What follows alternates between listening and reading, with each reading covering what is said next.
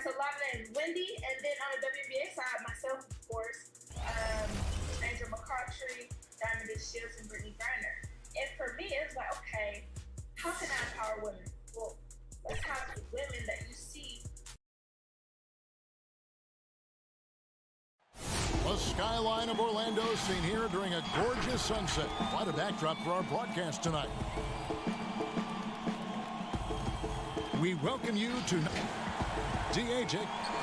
Well, you better believe it. Outstanding, David. Thank you. Let's check out Indiana's starting lineup.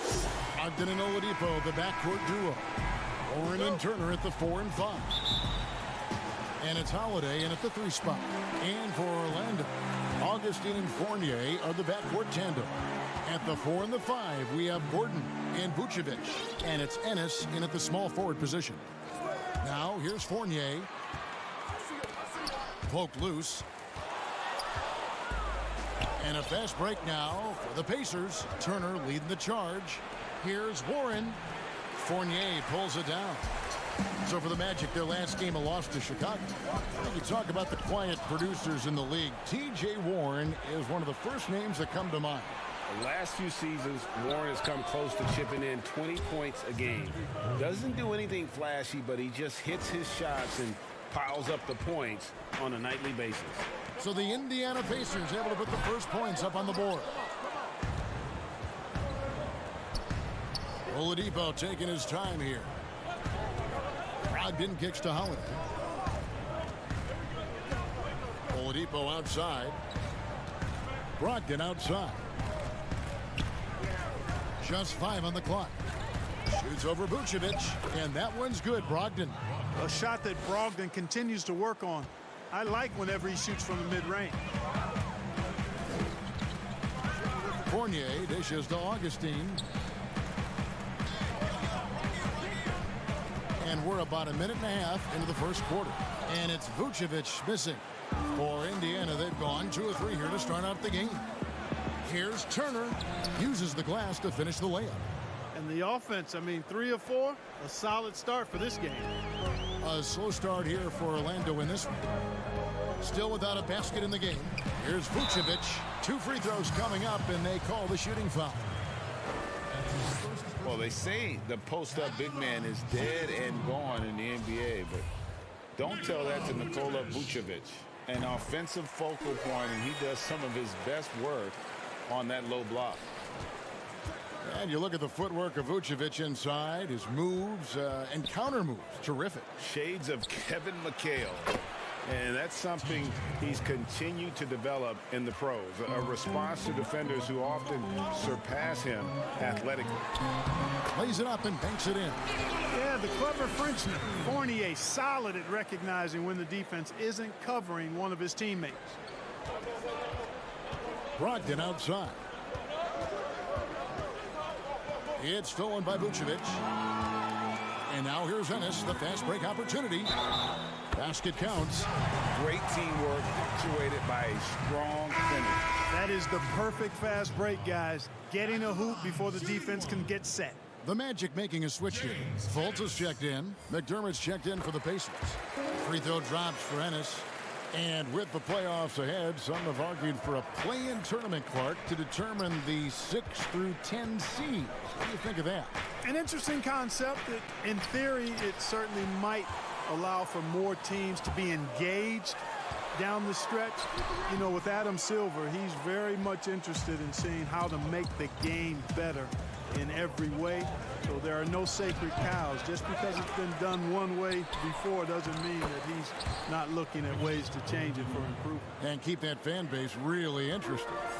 Yeah, that's a big part of what's made the league as successful as it has been worldwide. And the basket by Gordon. Boy, I like seeing Gordon work on that jump shot of his. He's going to need to knock it down consistently at his position to be one of the best in the league. Now, here's Oladipo. He had a 27-point outing in their last game against Boston. Pass to Warren.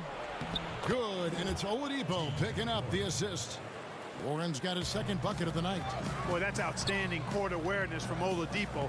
Head up and found the open man. And Fultz gets it to go. And a nice job here early of establishing an inside presence. Warren the pass to McDermott. Indiana moving it around. Here's Oladipo. The shot off that time, and Orlando will come the other way. Outplayed in the previous game on their schedule, losing to Chicago. You give Gordon a chance to get out and run, give him room. I mean, this guy can cover ground in a hurry.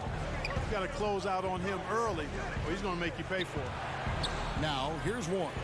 McDermott for three. It's hauled in by Gordon. And you could tell he thought that triple was going to fall. Guys, a potent offense right now. Oh, that was terrific. Good. You know, it's clear that Gordon is one of the best dunkers in the game, always looking to bring the thunder. And that one clearly a foul. Gets the whistle, and two shots coming up. And you hear it all the time about how they say reaching the top can be the easy part. It's the staying there that's the true challenge. And Victor Oladipo achieved stardom, but has to make his way back after his knee injury in early 2019. Catching up on the changes for Orlando. Mohamed Bamba, he's checked in for Vucevic. Kem Birch comes in for Gordon. Terrence Ross is checked in for James Ennis. And Michael Carter-Williams subbed in for Fournier. Now here's Carter-Williams. 20 points for him last game against Chicago. It's good on the putback. And those second chance points really become almost like bonus points when you can get them. Oladipo, the pass to Leaf. Here's Sampson, covered by Bamba. The 9-foot shot. And he tries off the glass, but it's no good. And a high-scoring first quarter. Both teams really filling it up. Magic lead by 2. And we'll be back shortly for the start of the second quarter.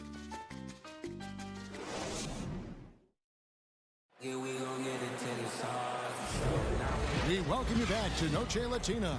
Becoming an annual tradition is always here on 2K Sports, and always exciting. And some stats here, guys. The scoring breakdown for the Magic.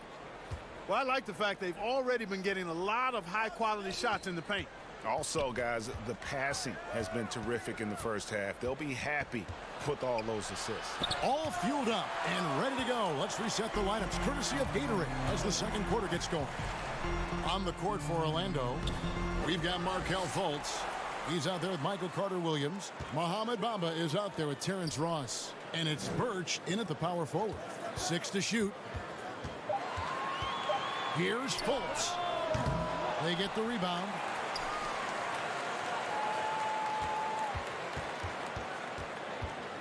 Goes up again. Rebound by Sumner. And he rushed that one, no doubt about it. The D out of position, you could see the frustration on his face. Here's Holiday. Rebound by the Magic. Those are chances almost always you can rely on him to get you 2 points, but the D just enough to keep him out of rhythm. It's blocked, and he recovers it. Holiday against Carter-Williams. Pass to Ross.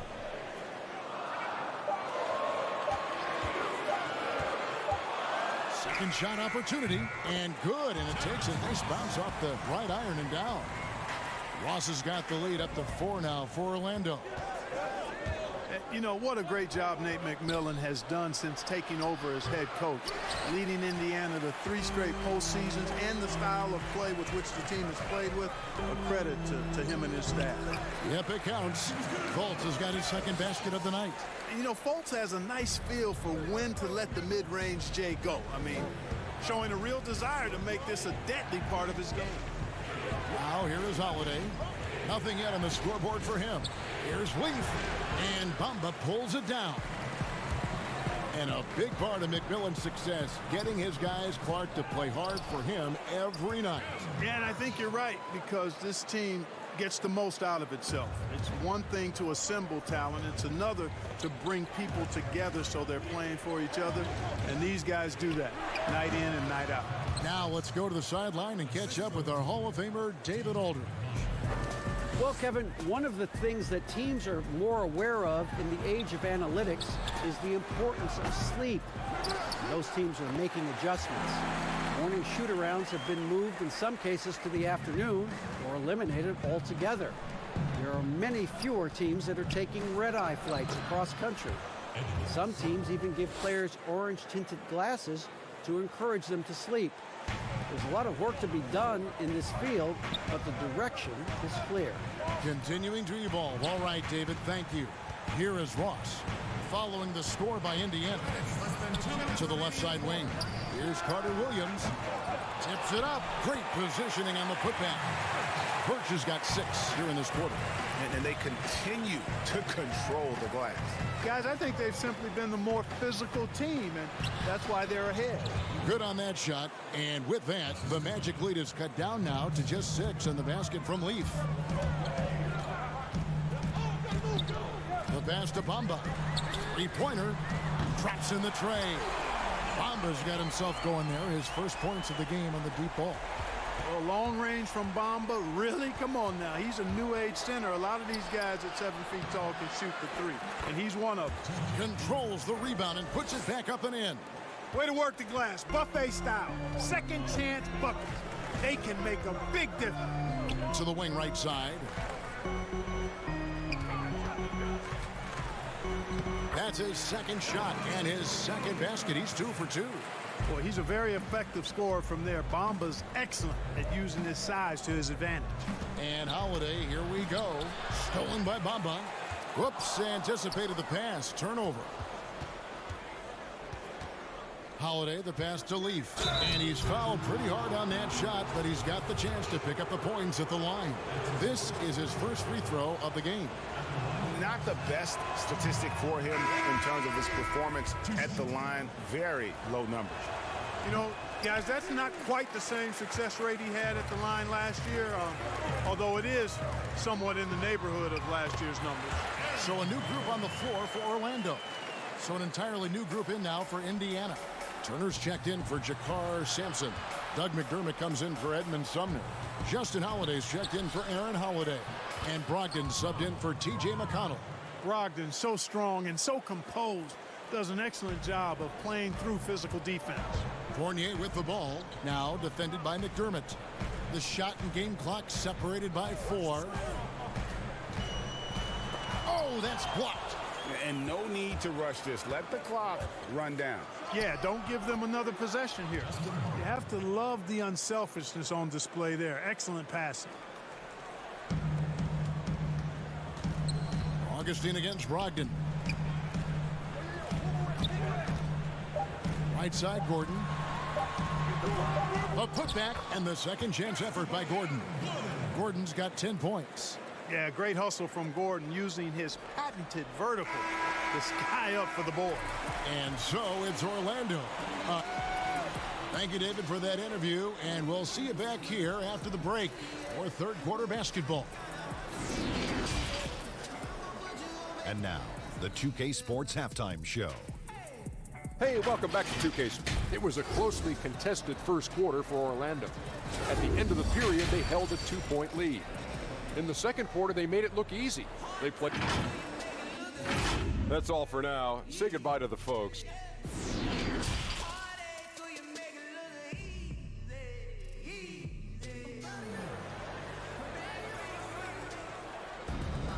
And happy you could join us. We've got 2 quarters left to go in regulation.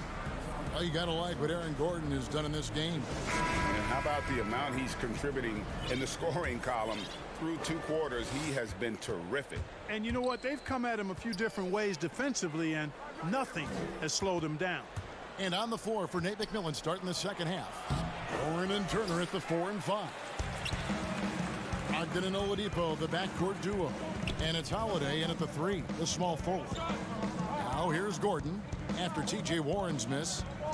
Deflects the pass. Stolen by Brogdon. Fires from the line. Oladipo. And Oladipo stays with it. Oladipo's got the first points of the third quarter up on the board for the Pacers. Boy, Oladipo has tremendous athleticism, and with his effort on the offensive glass, he keeps possessions alive for his team. Well, the tremendous work ethic of Victor Oladipo helping him return from that knee injury. And, you know, it hasn't been easy. Anytime you come back from that kind of injury, a lot of work goes into that. Not only physically is it a challenge, it's a challenge mentally, too. But his positive outlook, his attitude and work ethic, serving him well in getting back. They are just killing him on the interior. Yeah, you can't say that with enough emphasis. I mean, the defenders are just not being aggressive enough down low. You got to play with some physicality in the paint. Here's Fournier. He gets that one. Fournier's got his first bucket of the night. Boy, you've got to corral Fournier on these pick and rolls. I mean, he just knows how to pick the defense apart if you don't. Here's Brogdon. Vucevic with the block. Another rebound hauled in. They're hitting the glass with a lot of passion. Guys, that's been the key to their lead. I mean, simply put, the effort they've displayed on the glass has been the difference. Fournier goes in, and they pick up 2. And now a 9-point Orlando lead. I think that just demonstrates how gifted Fournier is. I mean, at 6'7", he's really fast and gets to the rim quickly off the drive. Ennis misses. And after defending on the shot, he doesn't give up on the play. Follow that straight to the glass for the rebound. Outside Fournier. Pass to Vucevic.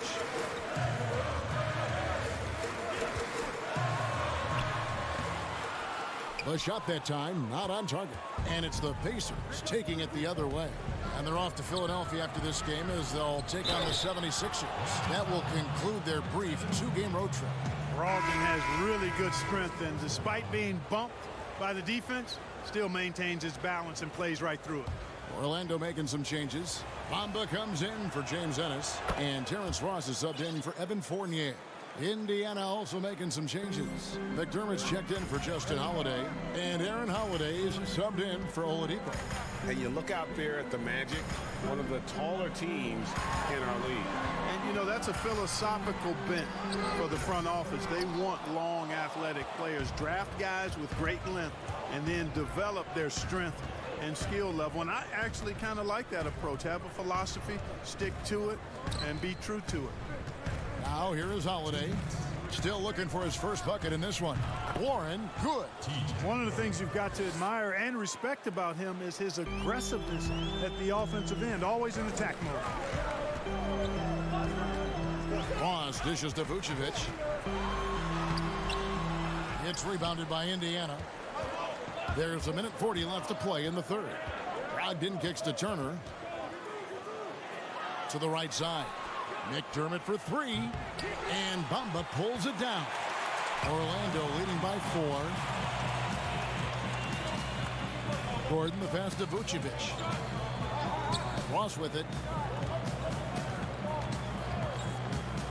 From deep. Sinks it. What range from outside. Wow. Ross has got his second basket of the night. Man, I like the three-point stroke of Ross. Gets it off so effortlessly. Man, he's got terrific form. And the foul called on Terrence Ross. That is his first foul of the game. Fultz, he's checked in for Mohamed Bamba. Indiana also making some changes. TJ Leaf comes in for Warren. And it's TJ McConnell in for Malcolm Brogdon. Now here is Holiday.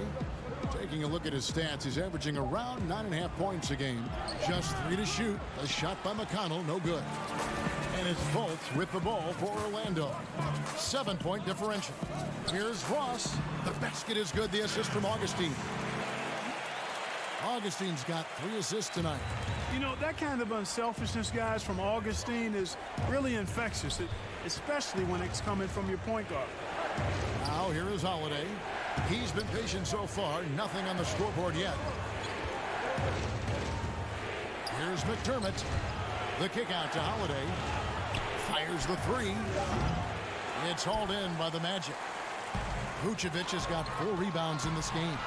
Ross with a wide open look. And again, it's Orlando converting. And that's where Ross has been most efficient. Raining it off the catch. Love it. Here's Turner. Will it go? Off on that one. And as we end the third quarter, a double-digit deficit will make it tough to come back. Orlando out in front. And a quick look now at the State Farm assist of the game. And he sliced the D wide open with this feed. They had no chance to prevent that basket. Yeah, that's just a brilliant read of the defense. I mean, it was also excellent anticipation of the movement of his teammates before the pass. Just great harmony on all sides. And as we head into the fourth, we'll see if there's a comeback in the works or if it's more of the same from the first three quarters. We've got DJ Augustine. Mohamed Bamba is out there with Terrence Ross. And it's Vucevic and it's Fultz in at the shooting guard position. That's who's out there for Orlando. And Holiday kicks to Holiday. Oladipo for three. That one is good. He's only missed one shot of his 6 taken on the floor. Oladipo has really embraced the go-to role. This guy can heat it up in a hurry. And the dunk by Bamba. Oh, taking it to the rack with power. Hammering down the two-hand slam. Really piling on the lead with a dunk like that. Here's Holiday. Good work there as it goes. Holiday's got his first 2 points of the night. Challenging the bigger defender, cutting him down to size with that one. Well, the size mismatch is no problem for this fella, guys. I mean, how much do you like seeing that aggressiveness from him? From about 16, Bamba's shot is off. The shot's there for him, and he's got to take it. I don't care if he doesn't convert. That's a shot he has to continue to take. I think he's got to keep working on his interior game. Doug McDermott showing he wants to be more than just an outside shooter. Augustine dishes to Ross. Tries from 16, but he stays with it. Taken away by Holiday. Here's McDermott. And that'll be 2 free throws coming up. Officials on the call with the foul. And when you think of McDermott, the first thing that comes to my mind anyway is three-point shooting ability. He's very effective spacing the floor. And though they've made the playoffs 4 straight years, Indiana can't seem to get past the first round. And it's not for a lack of effort, guys. The effort is there. The chemistry and continuity is there. They suffered a big, untimely injury, the one to Victor Oladipo, and it's been hard for them to attract top free agents as well. Some firepower from this offense tonight. Yeah, they got a nice groove going right now offensively. And a breakdown here, guys. The hustle stats for the Pacers. Boy, their hounding, harassing effort at the defensive end, very impressive. And they forced quite a few turnovers as a result. Yeah, and another thing, they've created a lot of turnovers, but they've also been able to convert when they've gotten out in transition. And right now, Gordon is on a whole nother level now. I mean, he's not forcing anything. He's really letting the game come to him, and his shots are being taken right in rhythm. And it just seems that every pass they make is leading to a score. Just great ball movement. Oladipo against Fournier. Passes it to Augustine.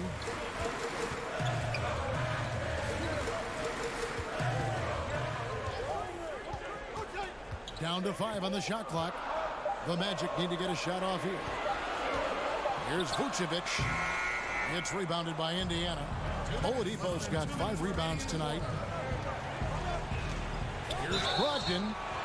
That one drops for him. And here we go. A coach's challenge has been initiated. Have to now review the personal foul in question.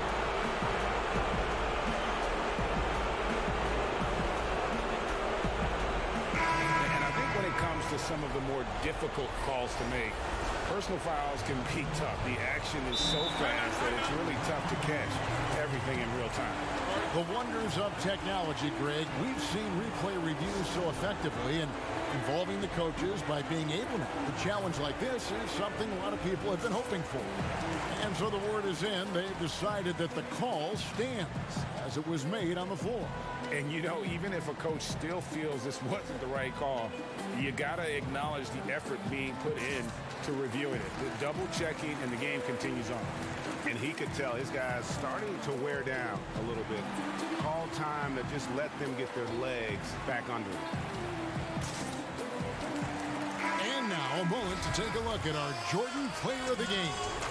And in terms of his shooting, this has been one of the more accurate performances you'll ever see. I mean, he's been in constant motion, creating a lot of good looks for himself. But still, even when you're wide open, you expect to miss some of the time. And that has not been the case here tonight. This guy has made everything. Okay, well, let's go down to David Aldridge for a report from the sideline. Well, I was able to listen in on what Steve Clifford had to say to his team. This is still a close game, and he told his guys, we're not far away. We can still get this one. If we seize the moment, we can walk away with the win. Back to Gordon. Out to the wing. For three, Fournier. Headshot off. Nice D from Oladipo. Warren with the ball. Defended now by Fournier. And foul on the shot, so he'll get a chance at the line. And I tell you, Oladipo really putting defenders in a tough spot. I mean, using his length outstandingly to draw these fouls. So he goes 2 for 2 at the line, and it's a 4-point ball game. And he's got such a smooth stroke, and it never changes, even in this kind of a high-pressure situation. Here's Clark, and the layup's good off the glass. Clark's got his first points of the game. Really crisp, intelligent passing to make that basket possible. A wide open look here for Oladipo. It counts. Oh, you just love seeing a player with absolutely no fear. Cool, calm, collected, and confident in the biggest moment of the game. Yes. And the basket by Gordon. Easy to see why Gordon has the ball in these moments. He's phenomenal at coming up big. Stolen by Gordon. Outside Fournier. And it's sent back by Turner. Now the Pacers moving it up. Oladipo, the pass to Holiday. Money! Seems to have a knack for hitting guys in their spots. His vision excellent. Now 8 seconds separating the two clocks. Pass to Gordon. From deep three-point range, that one misses. So the Pacers will take it the other way. And now we've got the intentional foul. He hits the first one, and that puts them up by 5. James Ennis, he'll check in for Orlando. And he is unable to get the second one. Can't waste any time here. No, you need a quick bucket and then a quick foul.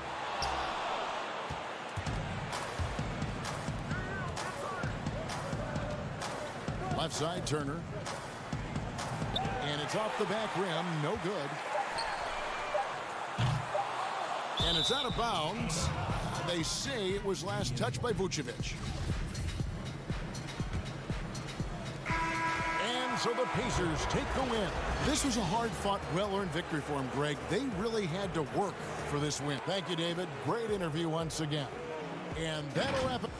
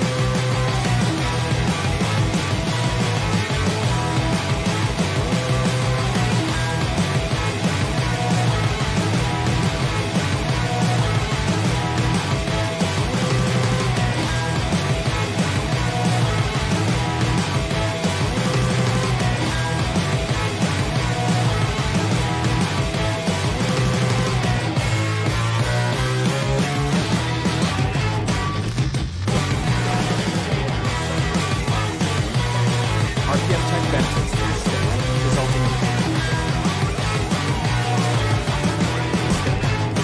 unprecedented improvements in shooting, puck pickups, upper and lower body fluidity, and goaltending.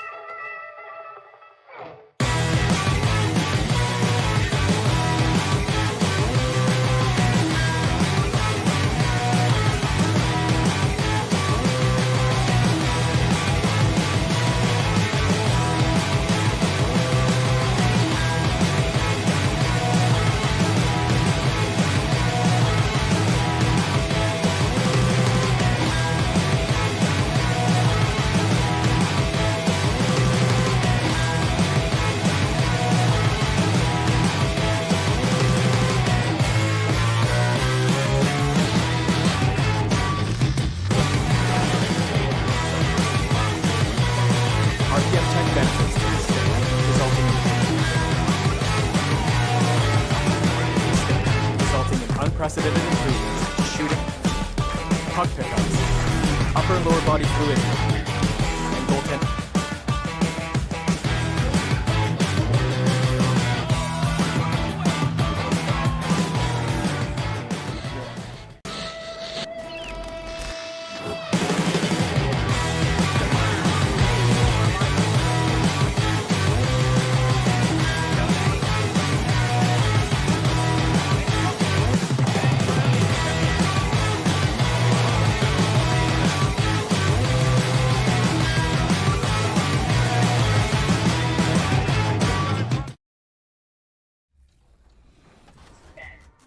Well, awesome. I know you're also involved in Gamer.vote. Can you tell us a little bit more about that? Yeah, so Gamer.vote, I think it's amazing because as gamers, we make up about 133 million plus gamers in the world, right? That's a lot of people, right? And right now, what everything we're facing, and you have a lot of social injustice going on in the world. The energy is mounting. Good Friday night to you, sports fans. And here's a look at some numbers for Pregame. And he's not passing the ball as well this month. If you look at his numbers from earlier in the season, he's not seeing the court as well. It may be a little too focused on creating his own shot than orchestrating for the guys around him. Here's the starting group for the Indiana Pacers. Ogden and Oladipo, the backcourt duo. Warren and Turner at the 4 and 5. And it's Holiday in at the 3. And for Brooklyn, Thomas is out there with Harris. Then there's Karis LeVert. And there's Jared Allen. And it's Chiozza in at the point guard. Boy, picking Jared Allen, number 22, back in 2017 has paid off for the Nets. This guy has proven already in his early 20s to be an NBA caliber starting center. Brogdon finds Warren. Indiana moving it around. Releases. And it's Chiozza with the rebound. And here's Chiozza. He'll bring it up for the Brooklyn Nets. Out to Harris. That's good. And it's LeVert with the assist. And Jared Allen grew up in the Austin area and played near his home at the University of Texas. Yeah, Kev, just one season with the Longhorns. He really came into the league considered a project. But, boy, his development is truly ahead of schedule. Now, here's LeVert. He's coming off a 22-point game against Golden State. And the other thing, guys, he really got after it on the backboards. What a complete game for this guy. Here's Indiana now. They couldn't put the pieces together, losing that last matchup with Boston. Yeah, but what a tremendous effort, Kevin. I thought they were coming all the way back. Such a terrific fourth quarter of basketball, but they just could not get over the hump. And it's Allen with the jam. Boy, you can really see the playmaking evolving. When Karis LeVert is hitting wide open teammates, it shows how special he can be. Now, here's Warren. He's coming off a 22-point game against Boston. Well, you can see why the defense dared him to shoot it. That's not really his spot. Outside for Thomas. Now about 2 minutes gone here in the first quarter. Here's Allen. Count it. Allen's got 6. Well, you like to see Jared Allen play to his strength. Just terrific at cashing in on the interior. Passes it to Holiday. There's the triple. Gets a hand on it. And Warren able to finish. And that's a pure hustle play, getting to the offensive glass for the tip-in. And that's the kind of quality you see in any strong offensive rebounder, isn't it? Well, might be the end of the regular season, Doris, but tonight's game has postseason implications. What's better for an NBA team late in the year than to have a great test with a highly competitive group you're looking opposite? So obviously you want to play tough, meaningful games in preparation for the playoffs. This is going to be great. Playoff atmosphere, you're right. And blocked. That one goes careening off the glass. Harris against Oladipo. Shot clock at 5. Harris's shot is good. Well, how about the mid-range game? Joe Harris knows they're going to run him off the three-point line, so he's showing you what else he has. Here's Warren. The shot by Brogdon wide open from beyond the arc and then some. And good to get him going early. That shot should give him some confidence. It's all about mindset out of the gate. If you're aggressive and they give you room, go ahead, let it fly. For 3, Harris. But they get it back. Allen passes to LeVert. Here's Allen. He's guarded by Brogdon. The pass to Chiozza. Harris inside the line. Allen, the second chance points on the tip-in. He's got 10. Yeah, that was the third straight high percentage look the defense has allowed. The defenders have got to start putting bodies on bodies. Now here is Holiday. He's gotten some minutes, but nothing on the board yet. From outside the arc, a rebound by the Nets. Allen's got rebound number 7 for him tonight. Inside, here's Turner. No stopping him there. Jams it in as he's fouled. Chance now for a three-point play. It's on Jared Allen. And a new group out there on the floor for the Nets. Jakar Sampson's checked in for Indiana. T.J. McConnell comes in for Malcolm Brogdon. Now here's Johnson. Currently averaging almost 6 points a game. I tell you, you love the attitude of Miles Turner. No one is getting off these shots when he's nearby. No one. Oladipo misses. The Nets have gone 6 of 13 from the field, just under the 50% mark. And that one drops for him. Attacking in transition, the most consistent way to generate easy looks. The very definition of quality transition offense. If it can end at the cup, it's exactly where you want it. Now, here's McConnell. Looking at his numbers, he's averaging about 6.5 points a game, and he's good on the 3-ball. I'll tell you, for a big man with his length, Miles Turner shoots it well from deep. This guy outstanding at spacing the floor. Johnson up top. He's covered by McConnell. And the foul on Victor Oladipo. That's his first foul. Here's Temple. And they wasted no time getting those 3 points back. And an eye for an eye. Both teams working to stretch the floor. Well, that three-point shot just gives you so much room to operate on the offensive end. So far, both teams scorching the nets. You gotta love it. Well, you love it when you can get off to a fast start. Jared Allen has been on display for the Brooklyn Nets. He made his mark in a big way on the boards in that quarter. Right back after this break. And if you're just tuning in, it's been a pretty even game through the first quarter. And from Brooklyn guys, what jumps out to you stat-wise? They set a physical tone in the first, and that really showed on the backboard. I think it's why they hold the lead here early, because they're controlling the flow of the game with those second chance opportunities. And a chance here presented by Gatorade to see who's on the floor, all fueled up and ready to go for the start of the second quarter. Setting the floor for the Nets. Garrett Temple is out there with Luwawu, and it's Tyler Johnson, and it's Crawford, and it's Caruge in at the center position. And the basket by Johnson. This guy's so good at the catch-and-shoot game. Tyler Johnson has tremendous lift off the floor. He's going to get a good look. And this Pacers franchise, 6 ABA championships, but none so far in the NBA. Well, Greg, they haven't been there very much, right? Their only finals trip came back in 2000. It took a Lakers squad led by Shaq and Kobe to 6 games. But ever since, they've been chomping at the bit to try to get back. Edmund Sumner's checked in for T.J. McConnell. Crawford passes to Luwawu. Here's Temple. Right at the free throw line. Up again. He hangs in there and cashes in on the second chance points. Pretty much all of their buckets coming from inside the paint now. Out to the right wing. McDermott, no one around him. The offensive rebound. Well, Kevin, you love the determination, right? Miles Turner effectively getting to the window and getting another opportunity. It's Crawford with the drive. Here's Luwawu.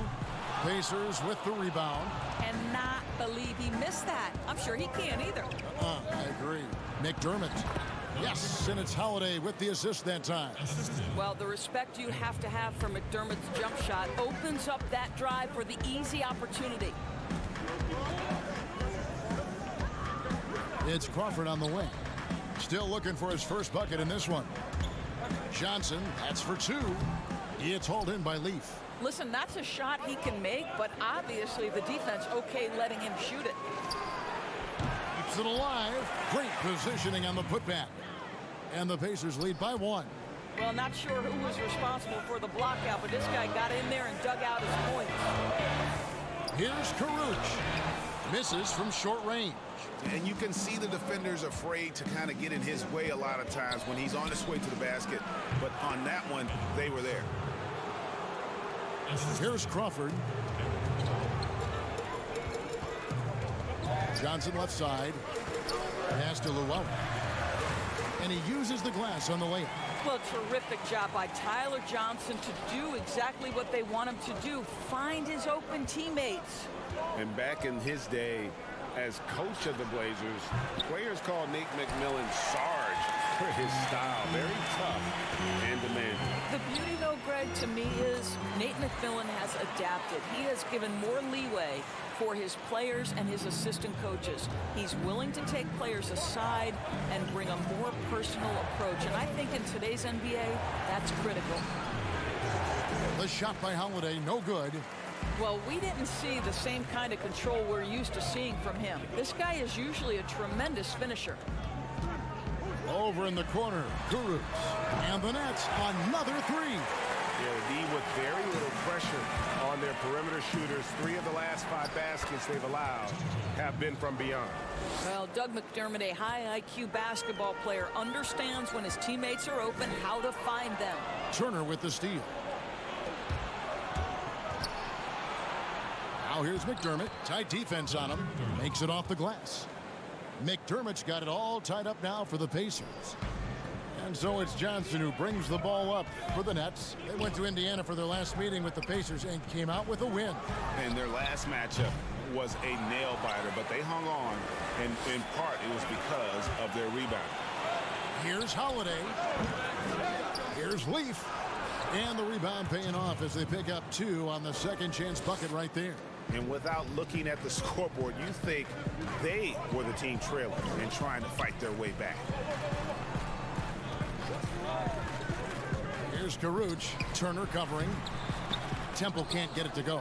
Boy, he did everything right till he got to the rim. He needs to finish that. And the foul on Tyler Johnson. That's his first foul. So both teams changing it up here. Here's Leaf. Indiana again missing. Brooklyn's gone 3 of 5 from beyond the arc so far tonight. Shoots from the baseline. A nice shot by LeVert. Really well done there. Just confident and composed, never in a hurry. Sampson kicks to McConnell. Pass to Brogdon. Jacks up a 3. No good that time.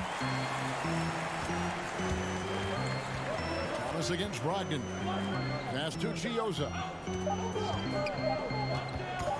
With 1 on the clock. Nice jump shot. Good. And the Nets lead by 2. Working against size. He's just crafty enough to carve out. And that'll do it for the first half. A competitive game so far. It's the 2K Sports Halftime Show. Welcome back, everyone. Brooklyn found themselves in a close game in the first. The biggest lead they were able to get out to during. And that does it for our half.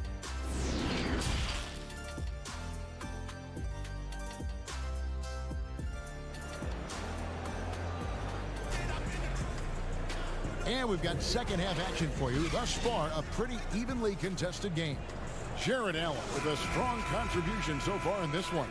The way he was able to finish on the block was incredible there in that first half. It felt like his work on the interior really gave this offense a boost. Let's see if he can dominate the rest of the way. And on the floor for Nate McMillan starting the second half. Brogdon and Oladipo, the backcourt duo. T.J. Warren out there with Leaf, and it's Holiday in at the small forward position.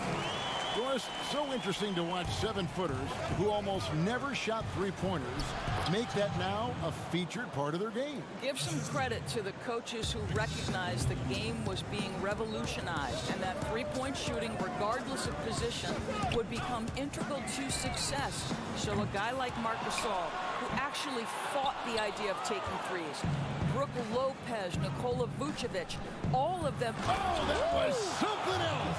Have mercy. Well, we know Oladipo is an elite dunker, one of the most creative guys when he's at the rim. Now the Pacers moving it up. Oladipo's running, and it's Oladipo with the jam. Guys, we're not through 3/4 of play, but 6 lead changes already in this one. Yeah, competitive, and I think we all can agree that we thought this would be the type of game that would come down to the end. From 12 feet out, and he gets the bucket. That's just a feel that you have in the pick-and-roll game. Really good understanding of how to break the defense down by Karras. It's good. Great play calling, great execution, leads to 4 for 4 to start this half.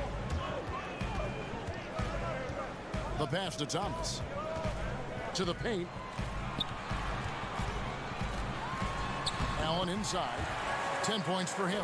From down in the low post, it goes. One of Jared Allen's best qualities is his motor. That activity paying dividends with his scoring. Here's LeVert. Good, and the assist goes to Thomas. Thomas got his 3rd assist on the night. That pass had to be thrown not only in the right spot, but at the right time. Brogdon. Allen with the rebound. Allen's got 9 rebounds in the game, getting it done. And that's a foul called on T.J. Warren. That's his first foul. Tyler Johnson, he's checked in for the Nets. Indiana also making some changes. Miles Turner, he's checked in for TJ Leaf. And it's Doug McDermott in for Justin Holiday. Here's Brogdon. The rebound by Johnson. The Nets with the lead. Miles Turner, the 11th pick in 2015. I think defensively probably the best player out of that class. And if you view it through that prism, you wonder if going back he might have gone top 5. Jakar Sampson's checked in for Indiana. T.J. McConnell comes in for Malcolm Brogdon. Pass to Turner. The shot will not fall. Excellent D there from Allen. Johnson finds Allen. Nice ball movement by Brooklyn. Good for another bucket. He's made half a dozen now. 6 for 8 on the night. And you know, Doris, there were some medical red flags for Turner that may have caused him to slip a bit in that draft. Yes, but I think he has alleviated any of those concerns. Credit him and the trainers for developing his core and for this young man paying the price in the weight room. He's gotten stronger and stronger. Johnson dishes to Allen. Basket is good. The assist from Johnson. Allen's got 6 in the quarter. Jared Allen understands where to pick his spots. Really nicely done on that. And Turner kicks to Oladipo. Brooklyn with the rebound. Allen's got double-digit rebounds now in the game. To the inside. He can't get that one, and Indiana will come the other way. After this one, they're off to Philadelphia to take on the 76ers. That'll be the second of this 2-game road trip. Boy, Victor Oladipo gets a step and leaves no doubt. Look out below, gentlemen. Takes a 3. Bangs home the trifecta. Luwalu's got 7 points in the game. Well, if you offer no resistance defensively, he's going to knock down the 3. It's really that simple, guys. So for the Nets, Thomas comes in for Rodions Kurucs, and Garrett Temple subbed in for Luwawu. In Indiana with a change here too, Aaron Holiday is checked in for Victor Oladipo. The shot by Johnson, no good. Pacers trail by 5. McConnell kicks to Sampson. From deep. A shot by McConnell, no good. And so Allen will bring it up for the Brooklyn Nets. Harris passes to Thomas. Fouled on the shot and picks up 2 points. So 1 free throw coming up. And this has been a great job of just getting into the middle of that defense and really scoring effectively from the paint. Edmund Sumner's checked in for Indiana. And with the signing of Durant and Irving along with DeAndre Jordan, Greg, are the Brooklyn Nets now claiming the mantle for the top team in New York? Listen, they were already the better team a season ago. After stealing the Knicks' thunder in free agency, acquiring the superstar talent, we're poised to steal the Knicks' cultural relevance as well. Now, here's Thomas. Here's Temple, and he was able to put it up in time, but doesn't fall. Shots continuing to fall as we conclude the third quarter. Both teams putting up points. How about a look at today's State Farm assist of the game? And the definition of teamwork right there, guys. I mean, what great communication between them, and what a beautiful feed. And, Greg, nothing better than chemistry, right? Working together to create a bucket. And this is it. Glad to have you along for this fourth and final quarter. Jared Allen is out there with Thomas. Then there's Harris. Then there's Karis LeVert. And it's Chiozza in at the point. So that's the lineup for Brooklyn. Feeds it to Allen. That one falls coming off of Thomas's feet. Thomas got 4 assists in the game. Warren finds Holiday. Back to Warren. Yes, that goes in. Well, so committed to scoring near the cup. T.J. Warren, nice touch. Nets leading by 7. Pass to Allen. To the middle. Here's Thomas. And it's sent back by Turner. Now here is Holiday. Defense is right there. Holiday. And Holiday is right there. Holiday's got his first basket of the night. Oh, a nice tip in to salvage the points from that missed shot. And those second chance points can add up. Pacers trail by 5. Stolen by LeVert. And here we go. Harris heading to the hoop. Finished off the break. Boy, nice job by Joe Harris to sprint the floor and finish. That is beautiful. McConnell scanning the floor. And Turner kicks to McConnell. Back to Turner. And foul on the shot. And here we go. Coach's challenge happening right now. This one in regards to the personal foul. Seeing if that was the right call. And I think when it comes to some of the more difficult calls to make, personal fouls can be tough. The action is so fast that it's really tough to catch everything in real time. The wonders of technology, Greg. We've seen replay reviews so effectively, and involving the coaches by being able to challenge like this is something a lot of people have been hoping for. And so the word is in. They've decided that the call stands as it was made on the floor. And, you know, even if a coach still feels this wasn't the right call, you got to acknowledge the effort being put in to reviewing it. The double checking, and the game continues on. And you look at the cast-offs that have found success in Brooklyn, Doris, a great part of the Nets story. And I think what the players appreciate is the team that gave them their first real shot to play significant minutes. That buy-in and urge to prove themselves a part of what makes their culture special. Indiana making some changes. Justin Holiday's checked in for Jakar Sampson. Victor Oladipo comes in for Aaron Holiday. And Malcolm Brogdon subbed in for T.J. McConnell. And we've got an update here, so let's catch up with David Aldridge. Hey, guys, I was able to catch Kenny Atkinson's message to his team. His key message was, don't get comfortable. Those guys are going to come at us with everything they've got. Let's bring the intensity and stay focused on every possession. Kevin, back to you. Well, think about Mr. Jared Allen. He was not the first family member to get picked in the NBA draft. Let's remember his dad taken by Dallas in the famous 1985 draft. His dad, however, would go on to have a playing career in Europe. And there's a pattern starting to take shape here. They're working it inside and getting good shots from close range. Oladipo, the pass to Turner. For 3. LeVert grabs the miss. Nets leading by 9. Stolen by Holiday. LeVert against Warren.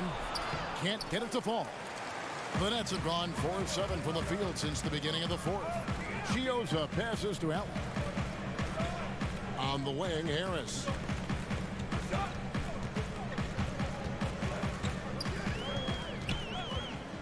From deep three-point range, the putback controls the rebound and puts it back up and in.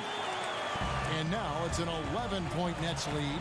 You know what? That's all about hustle and a nose for the basketball. Tremendous job on the offensive glass by Jared Allen. Well, as usual, this guy cooking on the offensive end. But right now, the other guys on his team have got to step forward. And here's Chioza. He'll bring it up for the Brooklyn Nets. They've led by as many as 11 points. Passes it to Allen. A minute 42 left in the fourth quarter of this one. Holiday with the block. Down low. Here's Brogdon. Nice pass. Nice catch and a resounding dunk. Some power coming from the PG. That's right. GA seeing more and more of that these days. Backcourt guys who can elevate. We know versatility is huge in this game. Just a tremendous job finishing that play. Wow. Bounce pass, Thomas. Here's Allen. Good work defensively by Turner. Pacers trail by 5. Holiday dishes to Turner.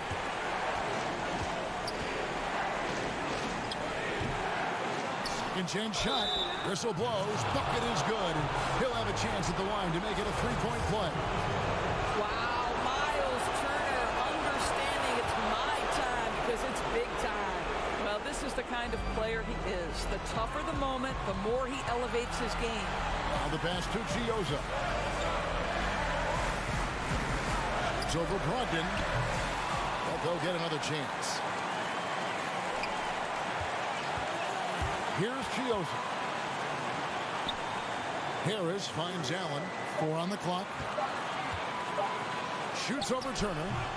No good off the back of the rim. Boy, a little indecisive. I think he wanted to kick it out, changed his mind, and ended up missing. Brogdon outside. Turner passes to Brogdon to tie it up. Warren against Thomas. Oladipo for 3. Can't get the 3 to fall. The shot by Turner no good.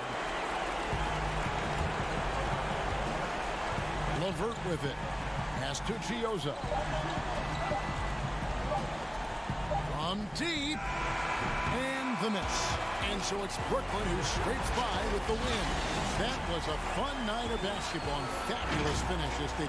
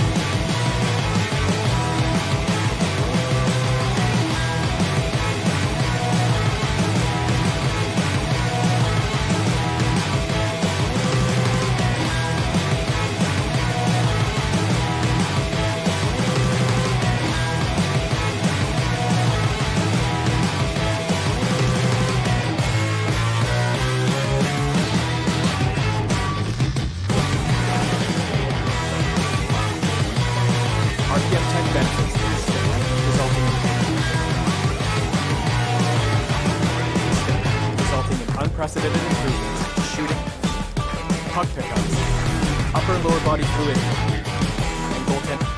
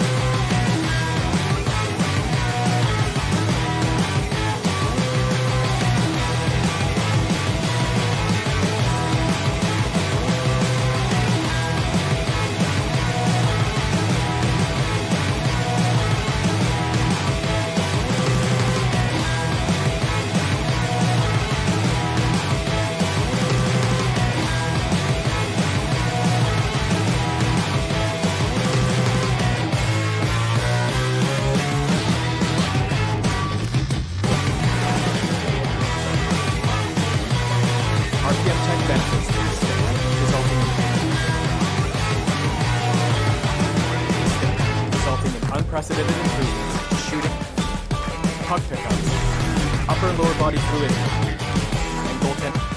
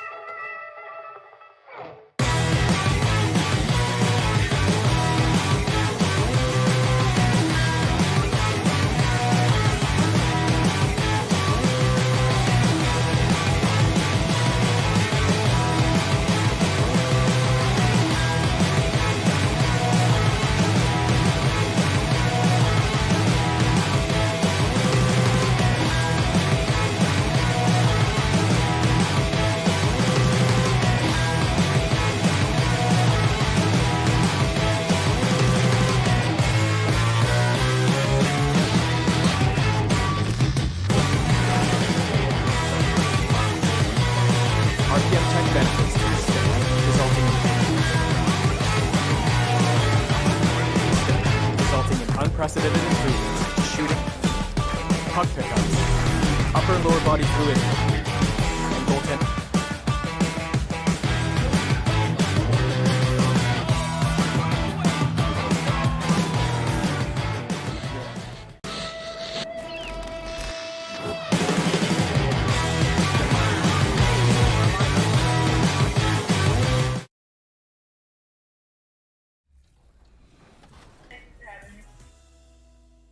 You know how they say you don't miss something until it's gone? Thankfully, the wait is over. Because it's all back. Well, with a slight twist. It's the game you love, like we've never seen it before. 22 teams, all in one place, ready to make history. It's a whole new game.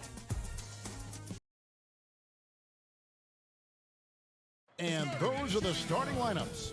Lots of interest. It's the 2K Sports pregame show.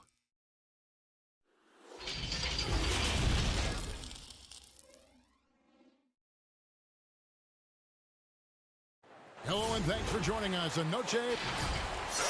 And a quick look here at some of the numbers for Pregame. And he's not passing the ball as well this month. If you look at his numbers from earlier in the season, he's not seeing the court as well. It may be a little too focused on creating his own shot than orchestrating for the guys around him. Here's the starting group for the Indiana Pacers. Oren and Turner at the 4 and 5. Ogden and Oladipo, the backcourt duo. And it's Holiday in at the small forward. And for the Bulls, Porter and Markkanen, the duo at forward. White and Levine team up in the backcourt. And it's Carter in at the 5 spot. Here's Levine. Whoa, hammering it in. The creativity, extreme athleticism. You see why Zach's won the dunk contest multiple times. And Justin Holiday, one of the many Holiday brothers in the NBA, Smitty, a strong shooter. I like that Justin Holiday does more than just shoot. Solid rebounder for his position, and you can bet on him to also come up with a few takeaways, Kevin. Just 5 to shoot. Here's Oladipo. They grab their own miss, and Warren able to finish. Oh, great timing. He is one tough customer on that offensive glass. You know, it's like he has a sixth sense of where that rebound is going. Now here's Levine, one of the most consistent producers in the league. He's averaging around 25.5 points a game. That's his second shot and his second basket. He's 2 for 2. You see the acceleration of Levine on the dribble drive. That's hard to contain. The shot by Holiday, no good. And maybe it's the adrenaline talking, but they're 1 for 4 to start this game. Need to settle down. Here's Levine, again Chicago. Providing so much size and athleticism out of the backcourt. Levine challenging the heart of that defense. Turner against Carter. And Turner with the basket on the assist by Holiday. So it's Chicago now. They're looking for a little bit of redemption in this one after the loss to them here last time. Yeah, and their last time playing against this club, they fell short. A lot of cheap fouls really plagued their starting unit. Hopefully they exercise better caution in this game and avoid cheap fouls that could get them in trouble again. Well, Smitty, we're coming down the stretch here. Talk about the mental toughness needed to finish a season strong. You know, I think you got to have that. Everybody talk about the game physically, guys making shots. And we all know there's some teams and players, they all do that well. But who's the tough team that can get through the tough times? That's when you see the teams that can get over the hump and you start to say, I like that team. Pass to Oladipo from 17 feet out. And it's White with the rebound. You expect him to make that, especially from that distance.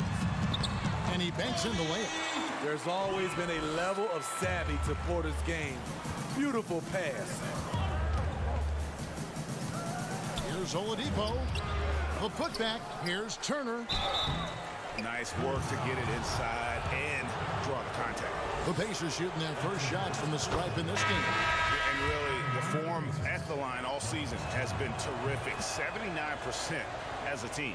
So Chicago ends up going with the new group. Well, the former Georgetown Hoya, Otto Porter, was on the move last season. Traded at the deadline to Chicago, who were in need of a player like Porter who can shoot from outside. Not the kind of aggressive defense they need to cut into the lead. Yeah, you have to protect the rim, Greg, a little better. Also, if you can't get stops at this point, it really doesn't matter what you do at the offensive end. Oladipo with the ball, and Young picks him up defensively.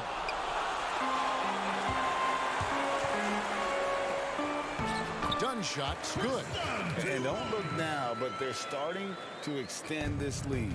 They're doing it by building it out, step by step, valuing each possession. Double team on Holiday, and we're going to have a jump ball. It's tied up there. Smitty, as you mentioned, the need for shooters was something that brought Porter here. And Porter has been a consistently good shooter, something he's worked on over his career, Kevin. He's young and appears to be a perfect fit for what this team wants to do in the future. Now, here's Oladipo. He had a 27-point outing in their last game against Boston. Here's McConnell. It's hauled in by the Bulls. And the pressure he put on that shot forced the miscue. The rim protection at its finest. The result is the same whether you block the shot or simply change it. Now here's Turner. Thaddeus Young missing his last shot. And here are the numbers for Turner. This past month, he's really set himself apart. He's putting up about 12 points a game, just over 3 blocks, and 8 rebounds. And not many players possess his kind of ability to protect the rim. I mean, you look at the block total, pretty remarkable. All shots he's changed just by challenging them. such a luxury to have someone like this as your last line of defense. Catching up on the changes for Chicago. Denzel Valentine, he's checked in for Chandler Hutchison. And it's Shaquille Harrison in for Setoransky. So an entirely new group in now for Indiana. Leaf checked in for Jakar Sampson. McDermott comes in for Justin Holiday. Edmund Sumner's checked in for Oladipo. And Aaron Holiday's subbed in for T.J. McConnell. It's been a rough quarter for him. Can't seem to find any kind of rhythm. Here's Valentine. Well-timed pass, and he goes straight to the bucket for the layup. Just no resistance on the inside. That's their 5th consecutive make in the paint. Here's Leaf. It's tipped. And now Dunn pushing it up. No one back to stop him. And we're seeing some great ball movement out of this group, guys. Got a piece of it. In transition, here come the Bulls. Here's Harrison. He's off from 17 feet. Good if it goes. No good that time. And so it's Chicago, enjoying a 12-point lead as they talk things over during the break.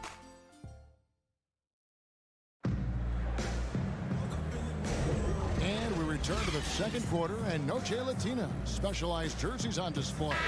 Welcome back, everyone. And guys, we've seen a confident-looking Bulls team out there. I love their effort, contesting shots, trying to intimidate here early on. And you can see it's already having an impact. It can cause shooters to think twice. And now let's check out the lineups courtesy of Gatorade, all fueled up and ready to go. Here's the second quarter of play. And so in the game for the Pacers, Leaf is out there with Warren.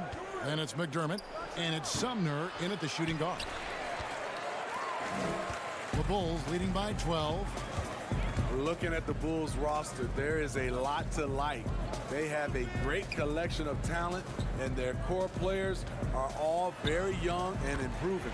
Valentine shot good. They are attacking the rim and getting great results. Sumner passes to Warren. It's blocked. Passes it to Harrison. Some nice ball movement by the Bulls. Here's Dunn. Rebound by Sumner. And Steve, for the Bulls fans, their hopes lie in their young core. Totally agree. The Bulls should focus on developing that core. Have a good blend with Levine, Markkanen, and Carter. They just need to keep their eye on the prize. The Bulls have gotten only one of their first 4 shots in the second quarter to drop. To the paint, here's Dunn. Backed in, coming off the assist from Young. Young's got his 3rd assist on the night. Oh, they own the interior right now. 10 straight points coming from inside. Warren the pass to Leaf, and the shot goes in. That's good planning, and that's good execution, and that's a great look. And we're about 2 minutes into the second quarter here. And the pass to Valentine. It's hauled in by Leaf. Leaf's got 4 rebounds now tonight. Here's McDermott. And it's Chicago with the rebound. Last game matched up with the Magic. A tough loss there. Harrison in the corner. Pacers with the rebound. Leafs got 5 rebounds tonight. Some tough offensive sets. They want to turn it around. Yeah, right now you just need a bucket to get some momentum. That's a surprise. I mean, really out of character for him to miss when the defense is not right up on him. Here in the second quarter, we've played a little over 2.5 minutes now. Pass to Cornette. He kicks to Valentine. And again, no good by Chicago. Pacers trail by 14. Leaf passes to Warren. Takes the assist and lays it in. Picked out the pass nicely. Warren's got his second bucket tonight. And here's Dunn. He'll bring it up for Chicago. Their defense has only allowed 4 points in the quarter. Here's Cornette. Nothing yet on the scoreboard for him. And he gets it to go. And Matador defense, that's one of the easiest shots he is ever going to see. And this is what happens when you start to break your opponent's spirit. The resistance is no longer there. Pass to Leaf. It's tipped. Here's Sumner.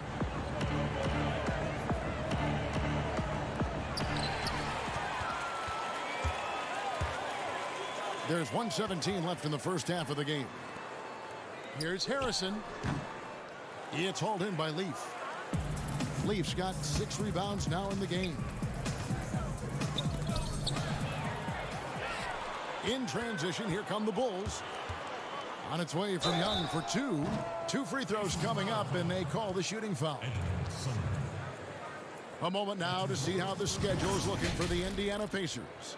On Saturday, they'll be matching up with Al Horford and the Philadelphia 76ers. And then on Wednesday, they'll be taking on Klay Thompson and the Golden State Warriors. And this is a perfect situation for them coming up. They'll be facing a lot of teams that they should beat, and those games will be at home. Can't ask for a better stretch of the schedule. Shot on the wing. Whoops, they pick off the pass. Here's Sampson. Indiana again missing. The Bulls leading by 16. 29 seconds left in the first half. It's deflected. Here's Indiana. After this one, they're off to Philadelphia to take on the 76ers. That will conclude their brief 2-game road trip. Inside. Oh, and the dunk by Young. Excellent on both ends of that play. Yeah, the steal was sharp, but the slam topped it off. Turning defense into offense. Every coach talks about it. Perfect example right there. And again, the turnover by the Pacers. No clue where that pass was going. That is a brutal turnover. Levine inside the three-point line. Nails the wide-open jump shot. Levine's got 9. Such great balance and rhythm on this shot. Zach LaVine make it. And so it's the Chicago Bulls closing out the quarter with a 20. It's the 2K Sports Halftime Show. Hey again, everybody. I'm Chicago holding the upper hand after the first 2 quarters. They are in blowout. And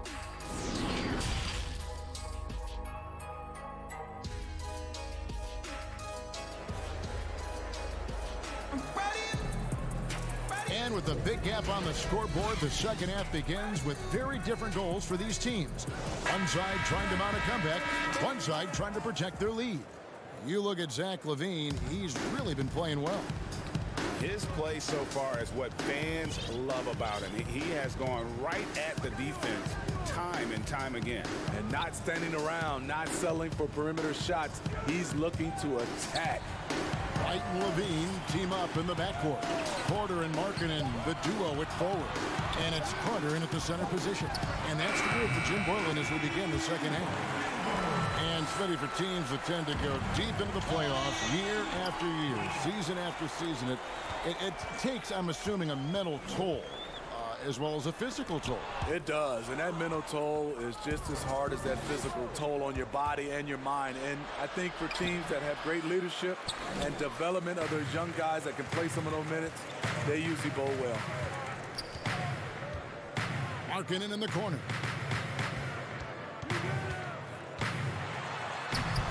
A shot missing.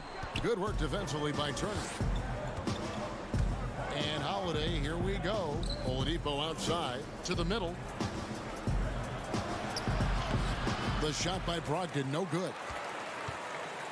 Chicago leading by 23.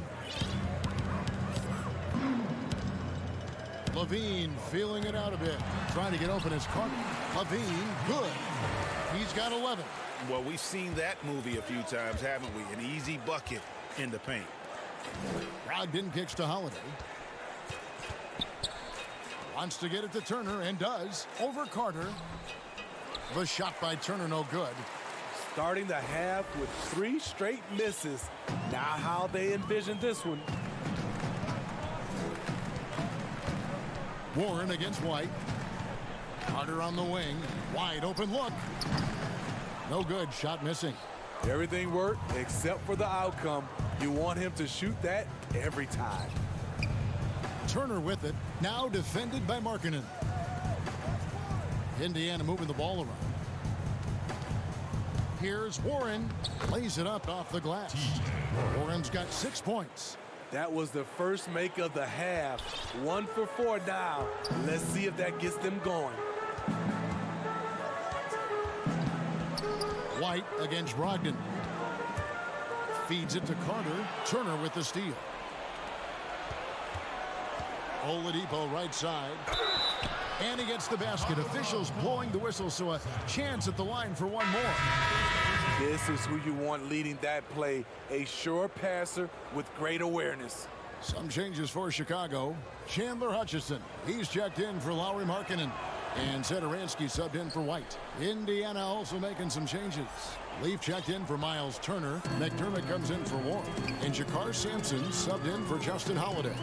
Coming into the NBA, Victor Oladipo, Greg, drew some comparisons to Dwayne Wade, but it was working out with D-Wade that helped take Victor's game to the next level.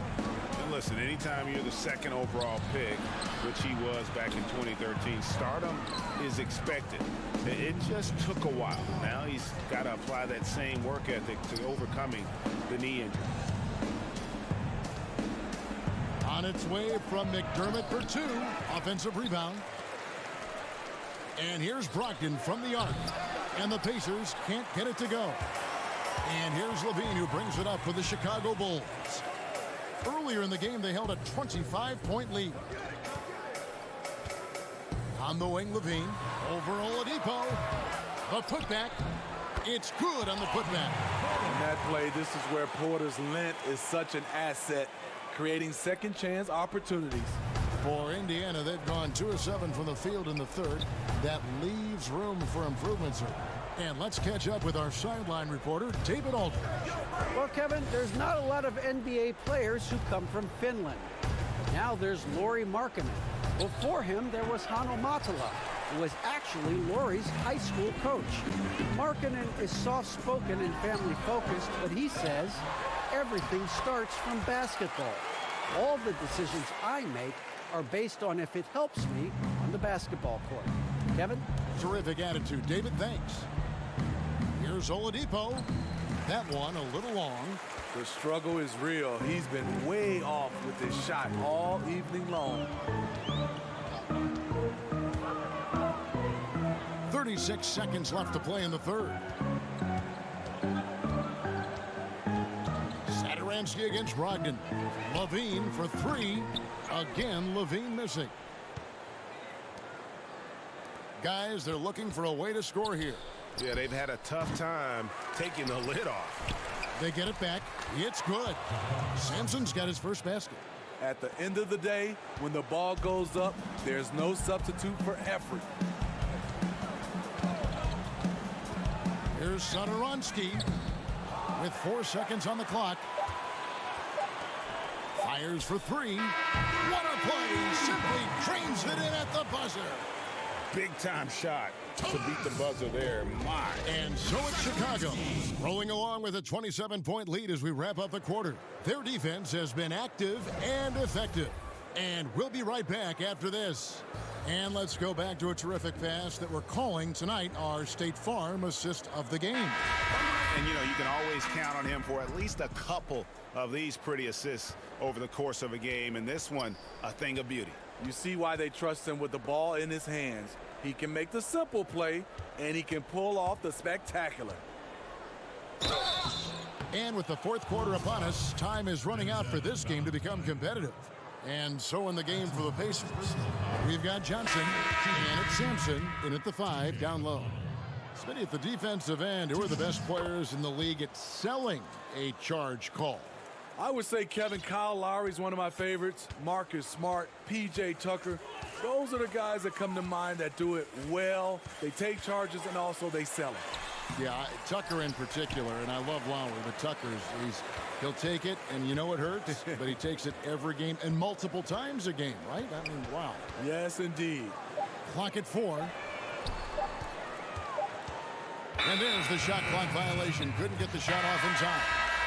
Well, we know, Steve, the NBA looking at lowering the draft eligibility age from 19 to 18. The one and dones would be gone. You like the move? I do like the move, Kevin. I would just love to have a lot of things in place for these younger guys, whether they're 18, 19, some guys at 25, just something in place to help these guys, especially with some of the things they're having problems with off the court and also financially. Have some kind of third eye to be able to help these guys. And this is where the G League comes into play, isn't it? Yes, indeed. The Bulls shooting it up around 51%. They're getting good looks. Dunn passes to Harrison.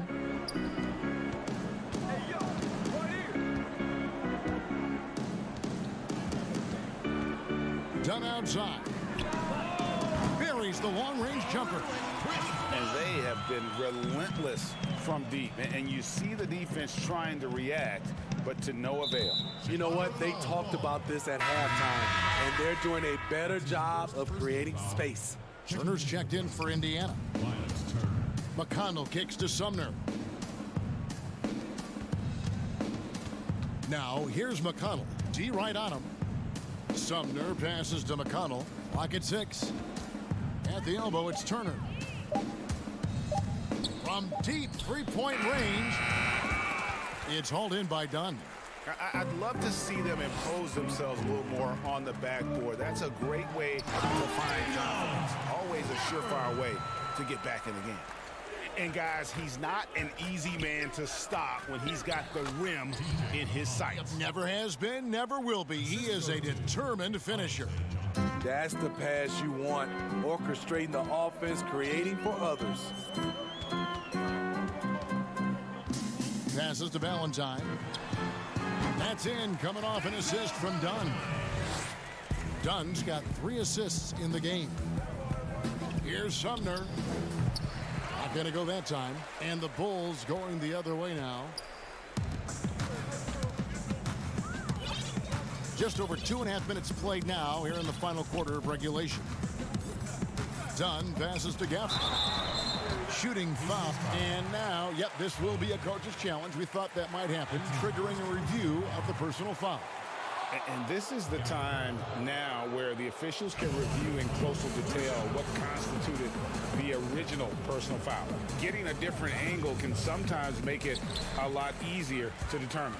Greg, indeed, and the one thing with replay review is that when you see the slow motion replay, you really get a new appreciation for just the immense speed at which these players are moving and how fast the action really is and how hard it can be sometimes, you know, Greg, to make the right call. And the announcement on the review is that the foul was called in error. So they have determined, Greg, to overrule the original call. And guys, this is what it's all about, getting the call right. And I think in this case, the video review showed that while it was a tough call to make on the floor, they got it right with the review. Valentine kicks to Cornette. Here's Harrison. Turner covering. Good work defensively by Turner. Get that weak stuff out of here. That's embarrassing. Well, guys, this was never really a contest, just a total obliteration, if you will. And you can safely say mission accomplished now for the Bulls. As one-sided as it gets today, you know, there were some dominant moments in about every facet of this game for that team. Yeah, I mean, Kevin, it's hard to think of what didn't go right for them. Game planning by the coaches, execution by the players, everything was just on target. And you can mark this one down in the W column. It'll mark their 23rd of the season. And what a tremendous standout performance it was for Chris Dunn. Throughout the night, he was their catalyst at the offensive end. Play after play was run through him with great success. Count that bucket. And it's just competing, you know, giving your best when it matters most. It's called killer instinct. It's one thing to be close at the end. It's another to finish. To the inside, Harrison goes up and lays it nice and easy. And you know they feel good giving their fans a show here while taking care of business. They're going to win by a nice margin. The effort was there all night. The pass to Sumner. 29 seconds left in the fourth quarter. From beyond the arc. Rebound by the Bulls. The clock now can just run out for the Bulls. Done with it. Harrison in the corner. Back to Dunn. Here's Cornette, and it's sent back by Turner. And so Chicago takes this one, and by a big margin. It was a tale of two teams tonight, one that was in total control.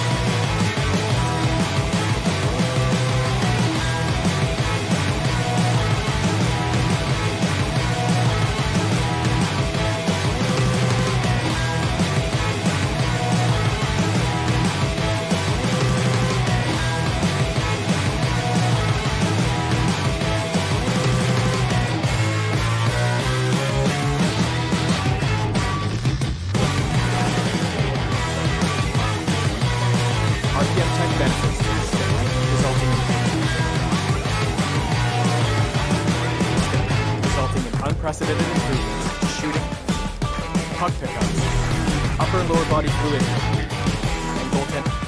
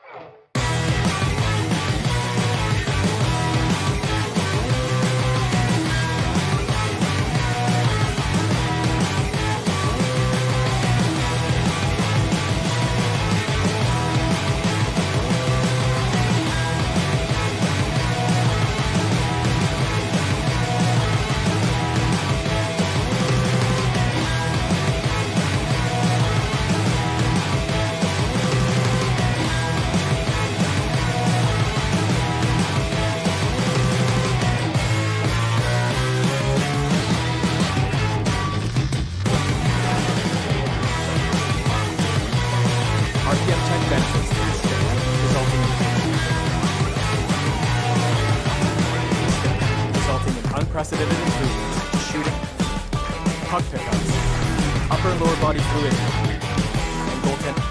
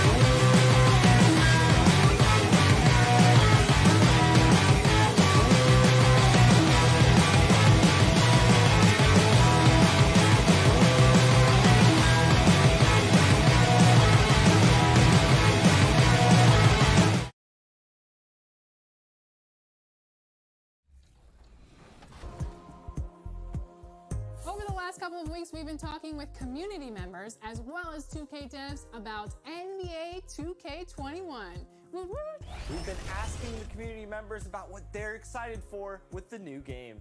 As well as devs and asking them what we can expect. And here at 2K TV, we bring together the NBA 2K community as well as the NBA 2K devs. That's right.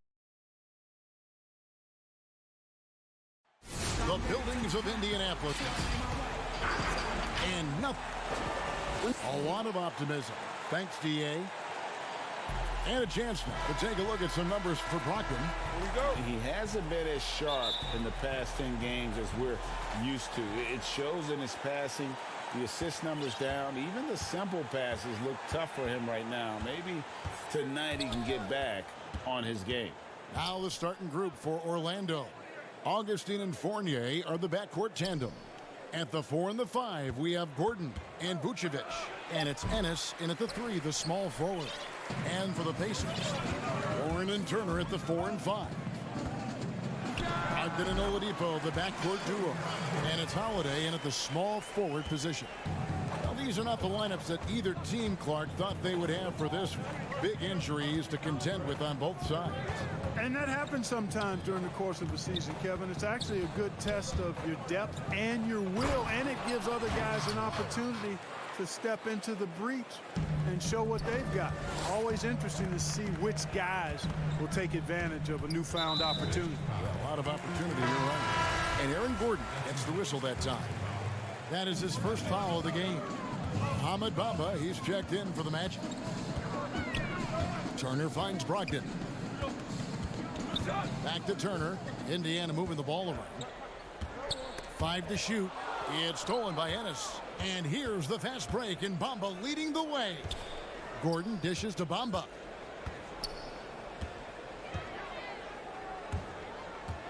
Holiday with the block. And he gets it back. The fader. And it's Gordon missing. There wasn't much defensive resistance there, guys, but somehow he blew it anyway. Missed opportunity. Warren. And a great assist by Brogdon as that one goes in. Yeah, you know what? He's a skilled passer, so if you leave people open around Brogdon, he'll make you wish you didn't. Fournier passes to Augustine. Now, here's Bamba.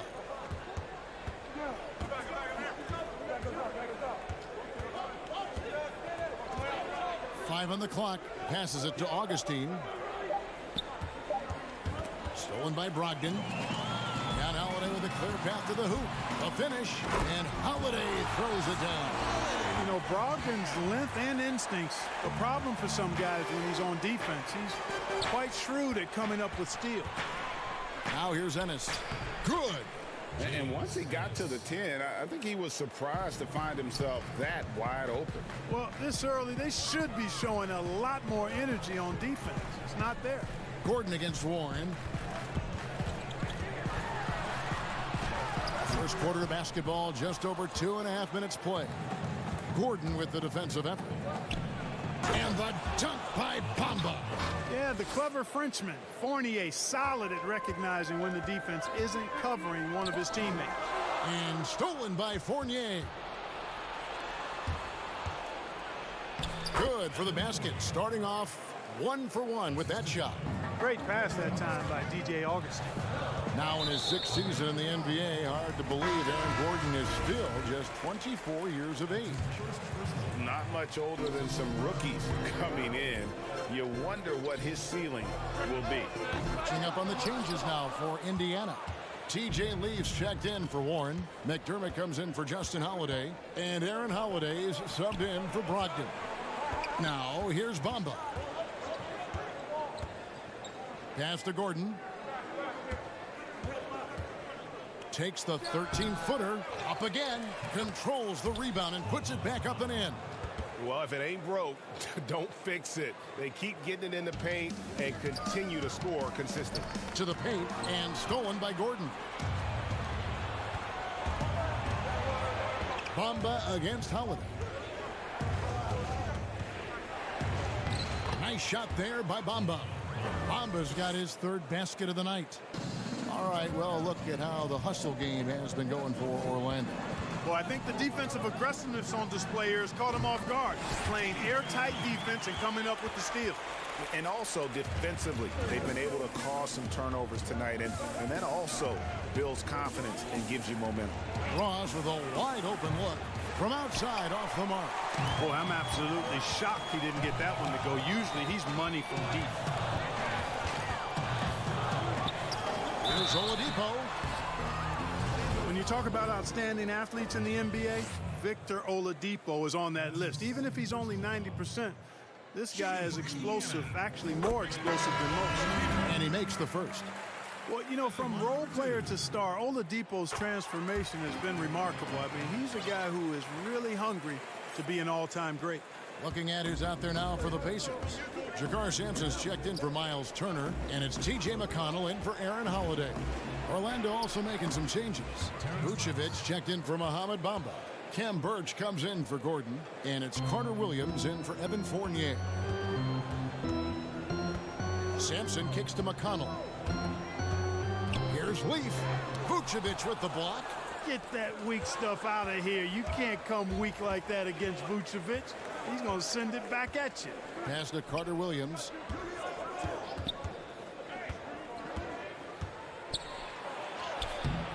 With the putback. Sampson pulls it in. And so the first quarter is in the books. Magic out in front as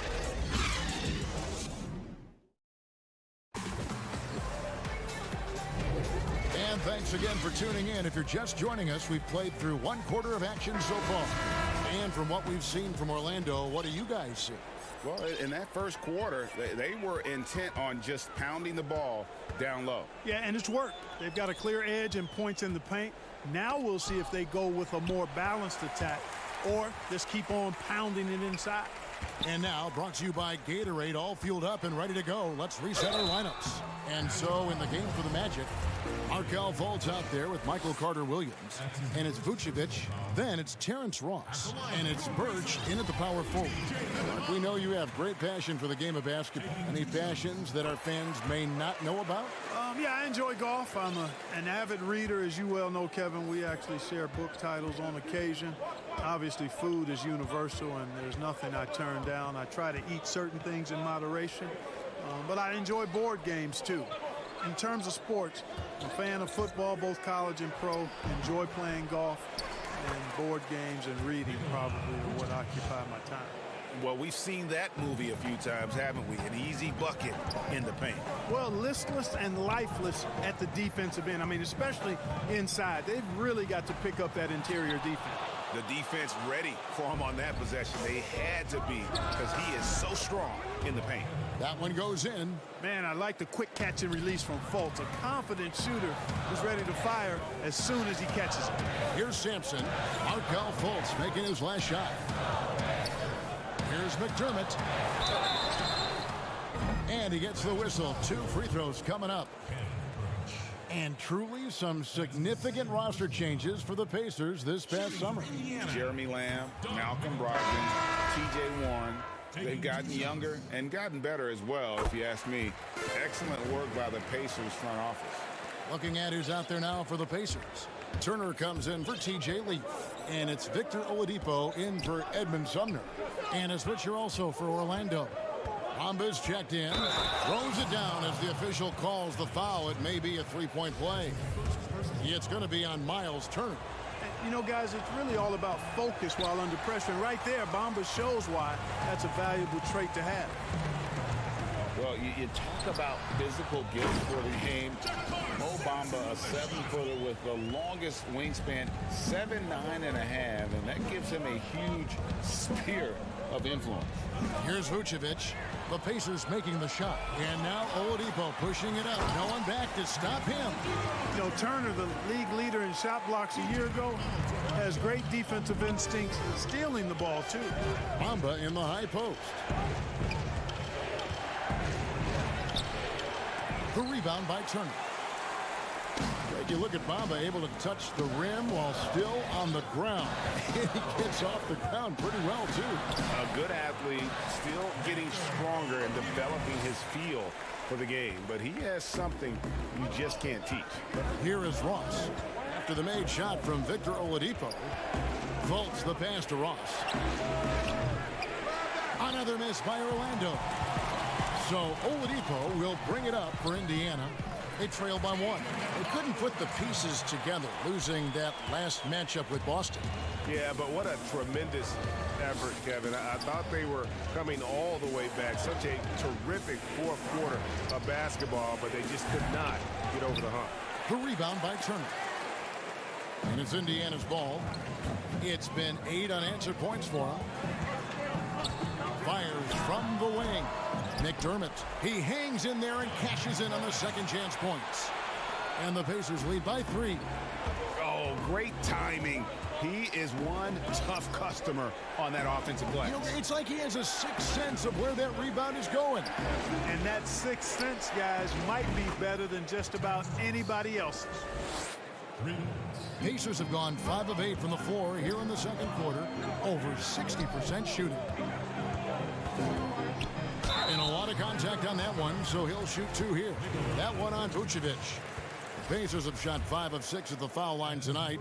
And typically a strength of theirs, 79% on the season. And comparing to the numbers of last season, they've made a bit of improvement. So that's some positive momentum they can look to build on. Catching up on the changes now for Indiana. Warren's checked in for Doug McDermott. Justin Holiday comes in for Jakar Sampson. And Aaron Holiday is subbed in for Victor Oladipo. Really like the quick decision-making of Fultz there, Kevin. Excellent at surveying the floor for the open teammate. And Turner kicks to McConnell. We've got 1:08 left in the first half. That's no good. Couldn't get his first shot to go. Here's Bamba. Count that one. Bamba's got 6 points in the quarter. His shooting has been outstanding. Definitely one of the reasons they're up in this game. Bounce pass, Holiday from 12 feet out. And it hung on the rim, but wouldn't fall for him. Coach is liking what he's seeing from his offense. And guys, Are you kidding me? nasty. You know, it's clear that Gordon is one of the best dunkers in the game, always looking to bring the thunder. Leaf checked in for the Pacers. Edmund Sumner comes in for T.J. McConnell. And one of the more transcendent athletes in the game. Aaron Gordon still has some untapped potential. He could make a big leap. And it's in there. Fultz has got the lead up to 7 now for the Magic. Fultz is an absolute blur in transition. Excellent at running the floor and getting to his spot. Here's Holiday. And contact on the shot, so he'll be shooting free throws here. It goes on Mohamed Bamba. For Indiana, they have been good at the free throw line. This one, 7 of 8. Yeah, in this quarter, they've had the right approach, driving and drawing, initiating contact, create opportunities, get to the line. Yeah, I like everything you said there, because when all else fails, if you can get to the stripe, that's really a good way to change the momentum in the game, because you get points and you also slow down the opponent because the game isn't going up and down as much. And again, it's Orlando converting. Well, you know, games like this demonstrate the bright future Bamba has. You know he's got to be feeling good about how things are going right now. Sumner passes to Holiday. Indiana again missing. No matter what looks they get, they just can't convert to stop this. All right, David, thank you, and stay with us, folks. We'll be back just after halftime to get the third quarter started. The 2K Sports Halftime Show. Hello again. Mohamed Bamba led the way in the first half. He had 14 points, 5 rebounds. And that does it for our half.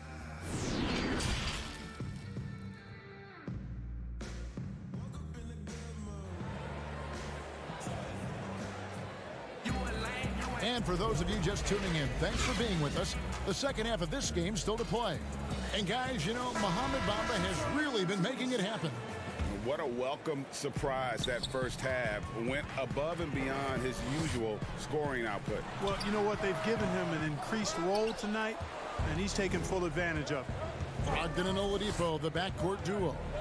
Warren and Turner at the 4 and 5. And it's Holiday in at the small forward. That's the Pacers 5. Pacers trail by 9. Warren on the wing. Here's Turner, and there's the whistle on the shot. Took the foul, shot misses. He'll be shooting 2. There's the call. It's a foul on Orlando. First trip to the line for him here. And so far this season, shooting at a 75% clip from the line. And fellas, I think you have to like his improvements over his free throw numbers from a year ago. It's not a significant number or a huge amount, but it's improvement nonetheless. The Magic making a switch here. Vucevic is checked in. The assist totals, Kevin, just continue to grow. They're way ahead in that category. Ball movement has been flawless. Clearly just an example of a different mindset between these teams. Strong move to the 10, trying to get his guys going. Hard not to get motivated, GA, right when your teammate makes that kind of play. You know, when you're looking to close the gap, you need guys who will take it upon themselves to step up, take the initiative, and make something happen. And wait to finish and cut into that lead a little bit. Yeah, but look at the basket guy still shaking. Well, I tell you what, he loaded up as much power as he could behind that two-hander. And there's the whistle. Illegal screen.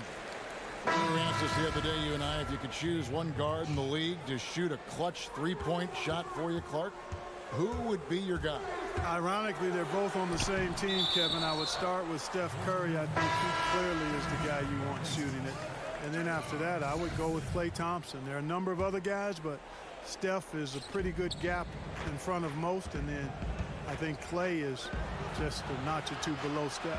I agree. Great backcourt. Lillard up in Portland, another one. There's so many great ones in the NBA. Yeah, Lillard would certainly be on the three-man list for sure. Warren kicks to Brogdon. This one for 3. Offensive rebound. That's good, and the Orlando lead is cut down to 7 on the bucket from Turner. Turner's got 4 points now in the quarter. Outside Fournier. Down low. Beyond the arc. It's good. The assist that time from Ennis. Ennis has got 3 assists tonight.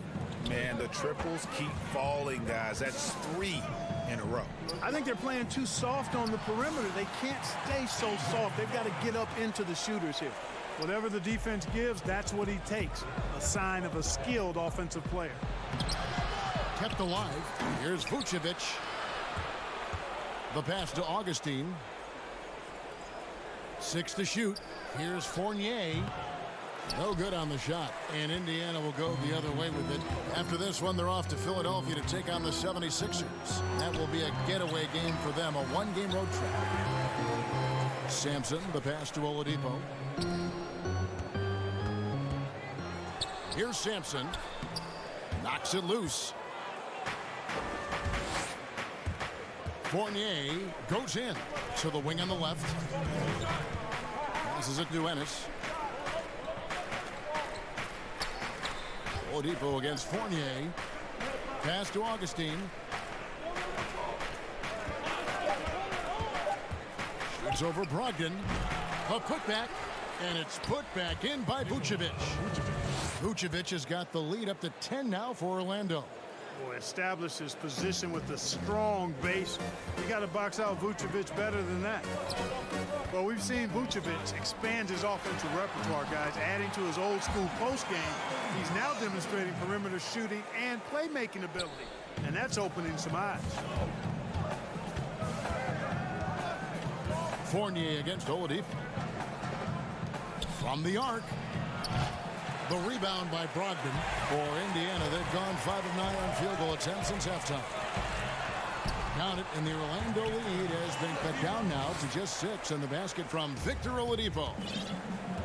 And Clarkus Vucevic has stepped out from that mid-range to beyond the arc. It's paying dividends. Yeah, not only is he shooting the three-point shot when he steps out there, but it spaces the floor and opens up things for his teammates, and he's proven himself to be a pretty good passer. The face-up game proving just as effective as his post-up game, which makes him a hard cover. Attacking in transition, the most consistent way to generate easy looks. Yep, exactly. And if there's any opportunity for early offense, you've got to push it and push it every time. Ennis, and the call. And folks, the coach's challenge has been initiated for a personal foul. Close game like this, and he thought it wasn't a good call. And I think when it comes to some of the more difficult calls to make, personal fouls can be tough. The action is so fast that it's really tough to catch everything in real time. The wonders of technology, Greg. We've seen replay reviews so effectively, and involving the coaches by being able now. A challenge like this is something a lot of people have been hoping for. And so the word is in. They've decided that the call stands as it was made on the floor. And, you know, even if a coach still feels this wasn't the right call, you got to acknowledge the effort being put in to reviewing it. The double checking, and the game continues on. So Indiana ends up with a new group on the floor. There's a 4-second difference from the shot clock to the game clock. Here's Leaf. Now McDermott. And Holiday has it in the corner. Over Ennis. The shot by Holiday, no good. Very dangerous to leave a guy like that open. Lucky break there for the D. He missed that one, but I've seen him drill shots from that distance in warm-up. Well, that looked to me, guys, like a heat check and was maybe a step out of his range. And so it's... And now let's go back to a play from earlier as we show you our State Farm assist of the game. And the winner today, the big fella here with the sweetest of dimes.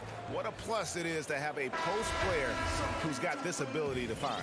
Boy, that's a nice asset to have. It's a huge boost to any offense, too, Greg. It adds a whole nother dimension when you've got a big guy that can pass. And it's been a very competitive game so far as we get rolling here in quarter number 4.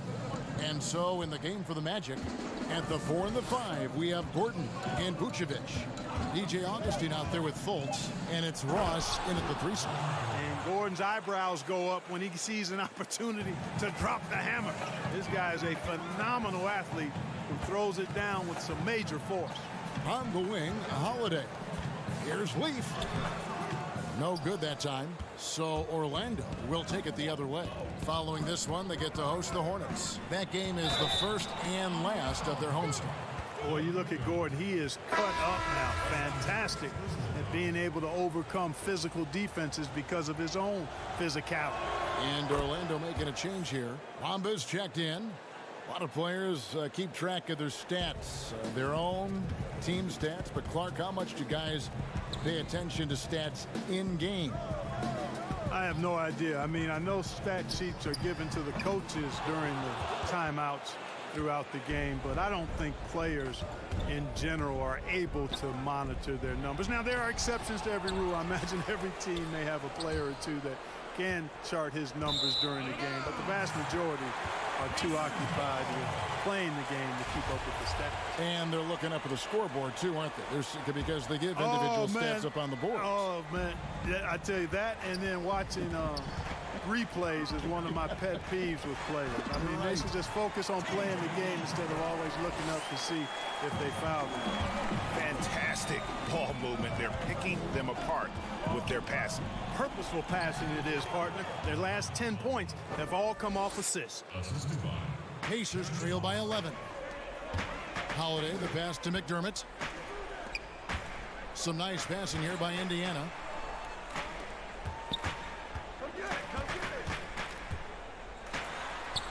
And he drops in the layup off the glass. McDermott does a solid job scoring close to the basket at 6'8". His size allows him to capitalize from there. Over to the left wing. Taken away by Holiday. Holiday gets the bucket. I like the fact he had his head up immediately looking to make the dish down the floor. Getting rid of it quickly. Bamba passes to Ross. Uses the glass to finish the layup. And the Magic lead by 9. You know, guys, passing is one part of Bamba's game that he's been working on. And, you know, when you can pass it as a big guy, that's an added bonus. And finished off by Fultz. Well, if you don't take care of the ball, fellas, that's what can happen. Absolutely, Greg. That makes the turnover even more painful. What? You mean the throwdown at the end? I'll tell you what, fellas. I mean, the highlight shows are going to pain them even more. Here's Holiday. Count that one. Yeah, I'd like to see more passes like that from McDermott, especially when guys are open. Inside. Bamba inside. Another shot. The Pacers pull it in. Yeah, he just flat out tricked that one, missed it, and has no one to blame but himself. Holiday dishes to McDermott. The kick out to Holiday. Back to McDermott. The putback. Great positioning on the putback. And those second chance points really become almost like bonus points when you can get them. Fultz the pass to Augustine. Trying to find Bamba. He gets it to him. It's hauled in by Leaf. And he has definitely been struggling in this quarter. You know, guys, it seems to me as though he's over anxious. He seems to be pressing, trying too hard, moving too fast. Just needs to calm himself down and wait for good shots. Orlando leading by 7.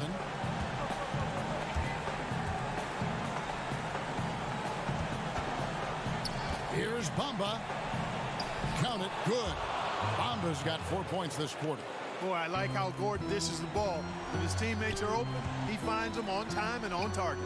Here's McDermott. It's hauled in by Gordon. Magic have gotten into a pretty good groove, going 6 of 10 here in the final quarter. And Fultz gets it to go. Saw the opportunity to put this away and did not turn it down. And, you know, this run shows what kind of attitude this team has. I mean, the win is there. Go get it. And so it's Augustine who will bring it up for the Magic. 13 feet away. Tips it, controls the rebound, and puts it back up and in. Bamba's got the lead up to 11 now for the Magic. And they came in determined to take this one. It's going to be a happy flight home.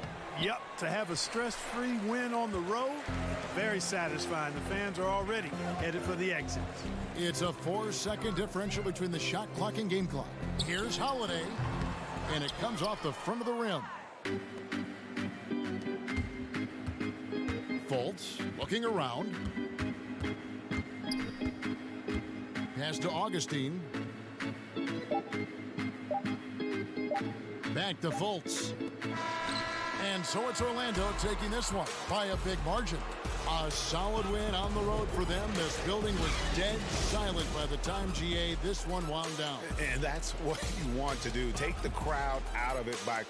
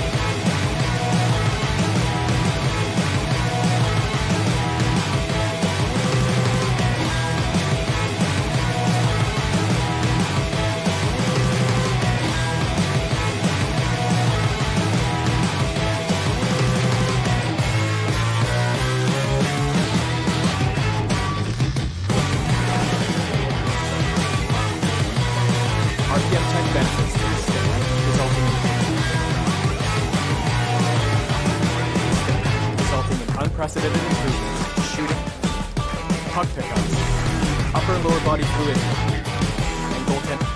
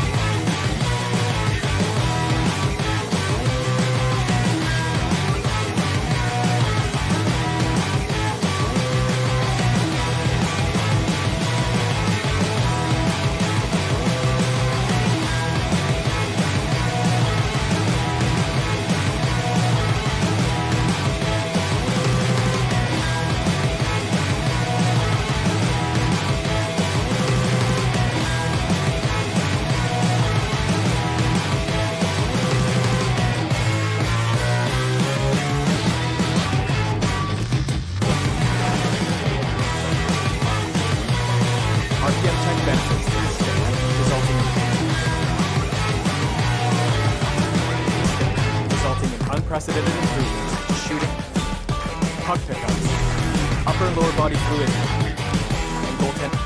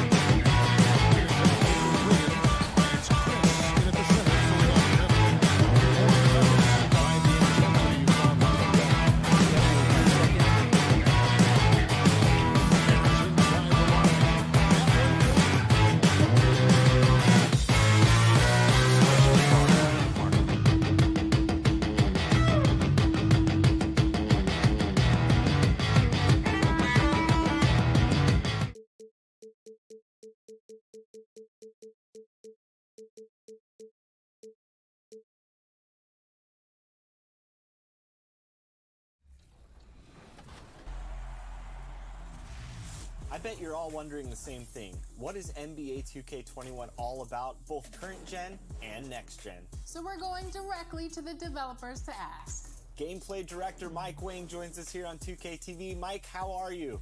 Hey, it's great to see you guys. How has development been staying at home during this tough period? Oh man, it's been a whirlwind. I mean, like, you know, I think at first it was a little bit rocky. We're all As they came through the tunnel earlier, the Pacers were already. And here's a look at some numbers for Brogdon. And he's not passing the ball as well this month. If you look at his numbers from earlier in the season, he's not seeing the court as well. It may be a little too focused on creating his own shot than orchestrating for the guys around it. Here are the starters for Brooklyn. They've got Harris. Thomas is out there with Jared Allen. Then there's Karis LeVert. And it's Chioza in at point guard. And for Indiana, Warren and Turner at the 4 and 5. Ogden and Oladipo, the backcourt duo. And it's Holiday in at the 3 spot. And it's sent back by Turner. They retain possession. They get it back. Allen's shot is off. Boy, that's 0 for 3 in the early going. Just a little out of sync. On the wing, Holiday. He's averaging just around 8.5 points a game. Outside to Brogdon. Cranes the three-pointer. Doris, the depth of talent for these two teams, a real point of pride for both. Well, I think both of these front offices take extraordinary pride, Kevin, in their ability to surround their star players, and you have to have stars. But the key is the guys around them. What is their fit? Do they complement the stars' greatest attributes? That is the measure of a great front office. Here's LeVert after the made shot from Victor Oladipo. Here's Allen, and he lays it straight in. And boy, did they need that one. Their first make in the 5 field goal attempts they've had. Outside Holiday. Turner passes to Warren. And here's Brogdon from the arc. Allen with the rebound. For Brooklyn, they've gone just 1 for 5 from the field to start the quarter. Tries again. Thomas finds LeVert. Allen with it. Picked up by Turner. Allen's shot is off. Right now trying to get into a rhythm, but so far this quarter, boy, he is struggling to make anything go down. Holiday dishes to Oladipo. Stolen by Thomas. And there's the pass to Allen. Played in with a nice touch off the glass. Boy, that's a little bit of toughness and concentration. Jared Allen under duress of the defense. Nicely done. And Oladipo kicks to Turner. If you're just tuning in, we played about 2.5 minutes here in the first. Passes it to Brogdon. From deep. A rebound by the Nets. And moving on after the tough loss they took at the hands of the Warriors. Here's LeVert. And he goes up strong with one hand and flushes it down. Boy, I love the way Karis LeVert is attacking. This guy is a skilled guard with tremendous speed. Chioza passes to Thomas. From 10 feet out, that shot misses. So the Pacers will take it the other way. Last time they faced off, it was right here at home where they couldn't get it done. Yeah, and what a gut wrencher it was for them last time they met. Ended up on the losing side in that one. Well, so often we're talking about Jared Allen's length, and he does it nicely on the offensive glass right there. Stolen by LeVert. Outside for Thomas. Nice ball movement by Brooklyn. Can't get the heave to fall. A shot like that is a polite way to say, hey, coach, bench me. And funny thing is, if that doesn't get you benched, I have no idea what would. Boy, he'll usually knock it down if he's left that wide open. Just comes up empty. And at 6'6", Joe Harris has been asked to play a lot of minutes at that small forward position. Doris, do you think that's his natural spot? Well, I think he's gotten pretty good in terms of his strength, if not the length for the 3 spot. He's worked really hard defensively to get better and better. And offense, though, that's where he's going to make his money. He can make shots consistently. Shot clock at 6. He hits the back iron and sinks the shot. Do not let Joe Harris get comfortable from that spot. You will be in for a long night. Oladipo against Harris. Stolen by Allen. Outside for Thomas. Chioza passes to Thomas. It's LeVert on the wing. Guarded by Holiday. Back to LeVert. Allen outside. Shoots over Warren. Allen's shot is off. Not sure what the D was doing there. Clearly a breakdown. You can ill afford to give a guy like him that good a look. From the line. No good on the last second attempt there. A good close contest so far.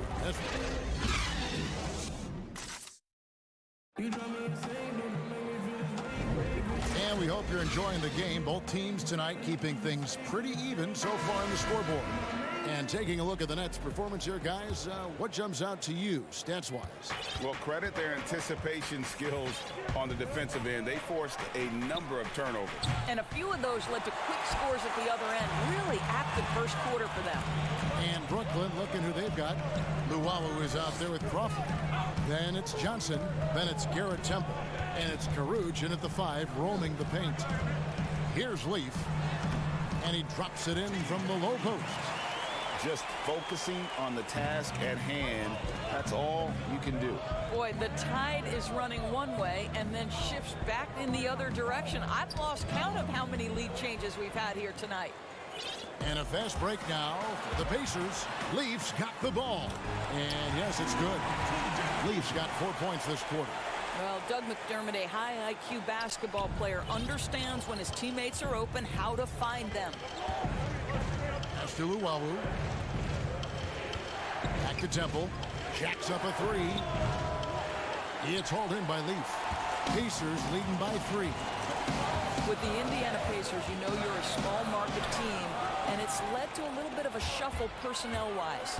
What's incredible, they continue to put a competitive product on the floor year in and year out.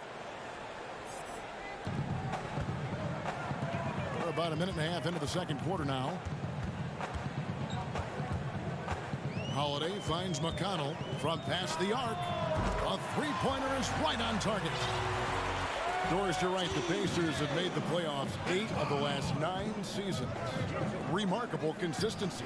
I don't think there's any doubt about that, Kev. It starts at the top and sort of trickles down from ownership to the front office down to the head coach. This is a solid operation through and through.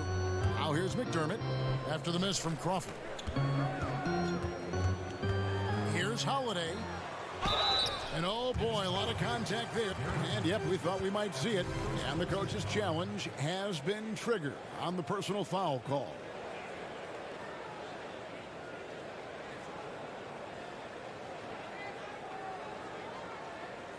And I think when it comes to some of the more difficult calls to make, personal fouls can be tough. The action is so fast that it's really tough to catch everything in real time.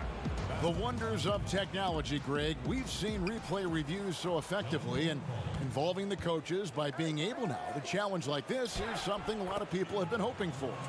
And the announcement on the review is that the foul was called in error. So they have determined, Greg, to overrule the original call.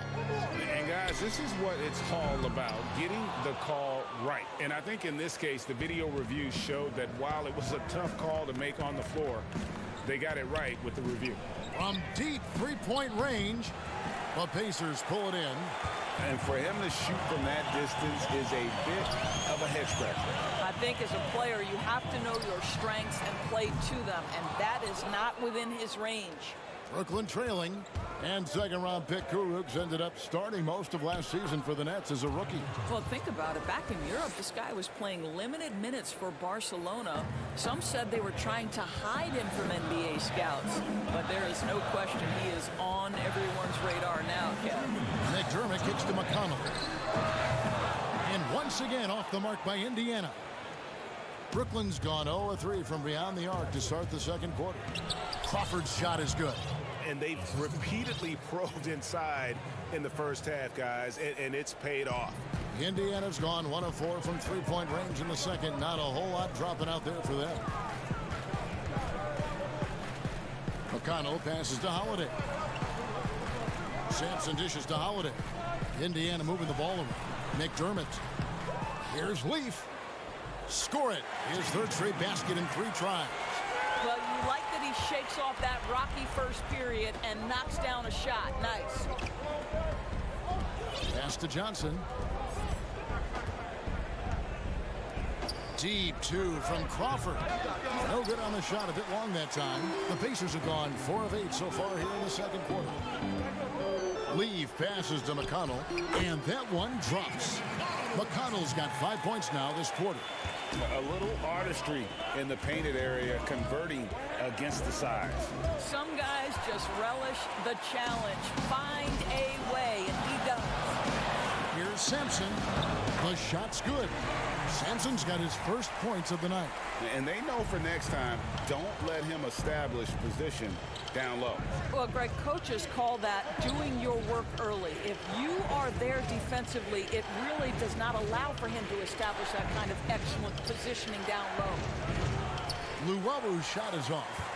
Pacers leading by 4. Great offensive performance they're putting on. And guys, we call that the zone because that's where they are right now. They are in a zone, and I'm sure they feel unstoppable. Gotta take care of the ball. They'll punish you if you're that careless. That's right, and that's severe punishment right there. Boy, in a tight game like this, that can change the whole tone. It helps your opponent get into a little bit of a rhythm. It's Crawford with the drive, and the layup falls. Crawford's got the game tied up here for the Nets. And that assist got him a little nod from his teammate after that one. It's a tie game in Indiana. And now, the 2K Sports Halftime Show. For the Pacers, the first quarter was pretty even. They were on a nice little roll in that opening period. And that does it for our...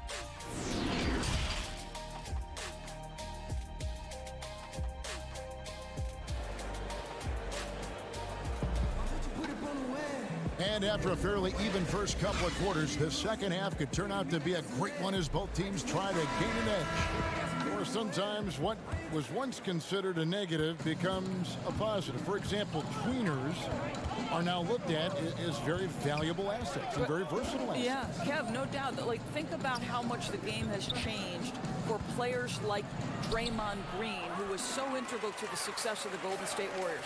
Here was a young guy who was considered at one point coming out of college for the power forward and center spot, too small to play the position. But as the NBA has downsized, as it's gotten smaller and faster, Draymond Green can be as important as any other player on a roster. Brogdon and Oladipo, the backcourt duo. Warren and Turner at the 4 and 5. And it's Holiday in at the 3. So that's the group out there for Indiana. Here's Allen, following the basket by T.J. Warren. Boy, you can really see the playmaking evolving. When Karis LeVert is hitting wide-open teammates, it shows how special he can be. Now, here's Oladipo. The scoring numbers have been solid for him. He's averaging just under 14 points a game. LeVert the pass to Chioza. Oladipo with the block. Left side, Turner. Back to Warren, and stolen by Thomas. Here's Chioza. Harris outside.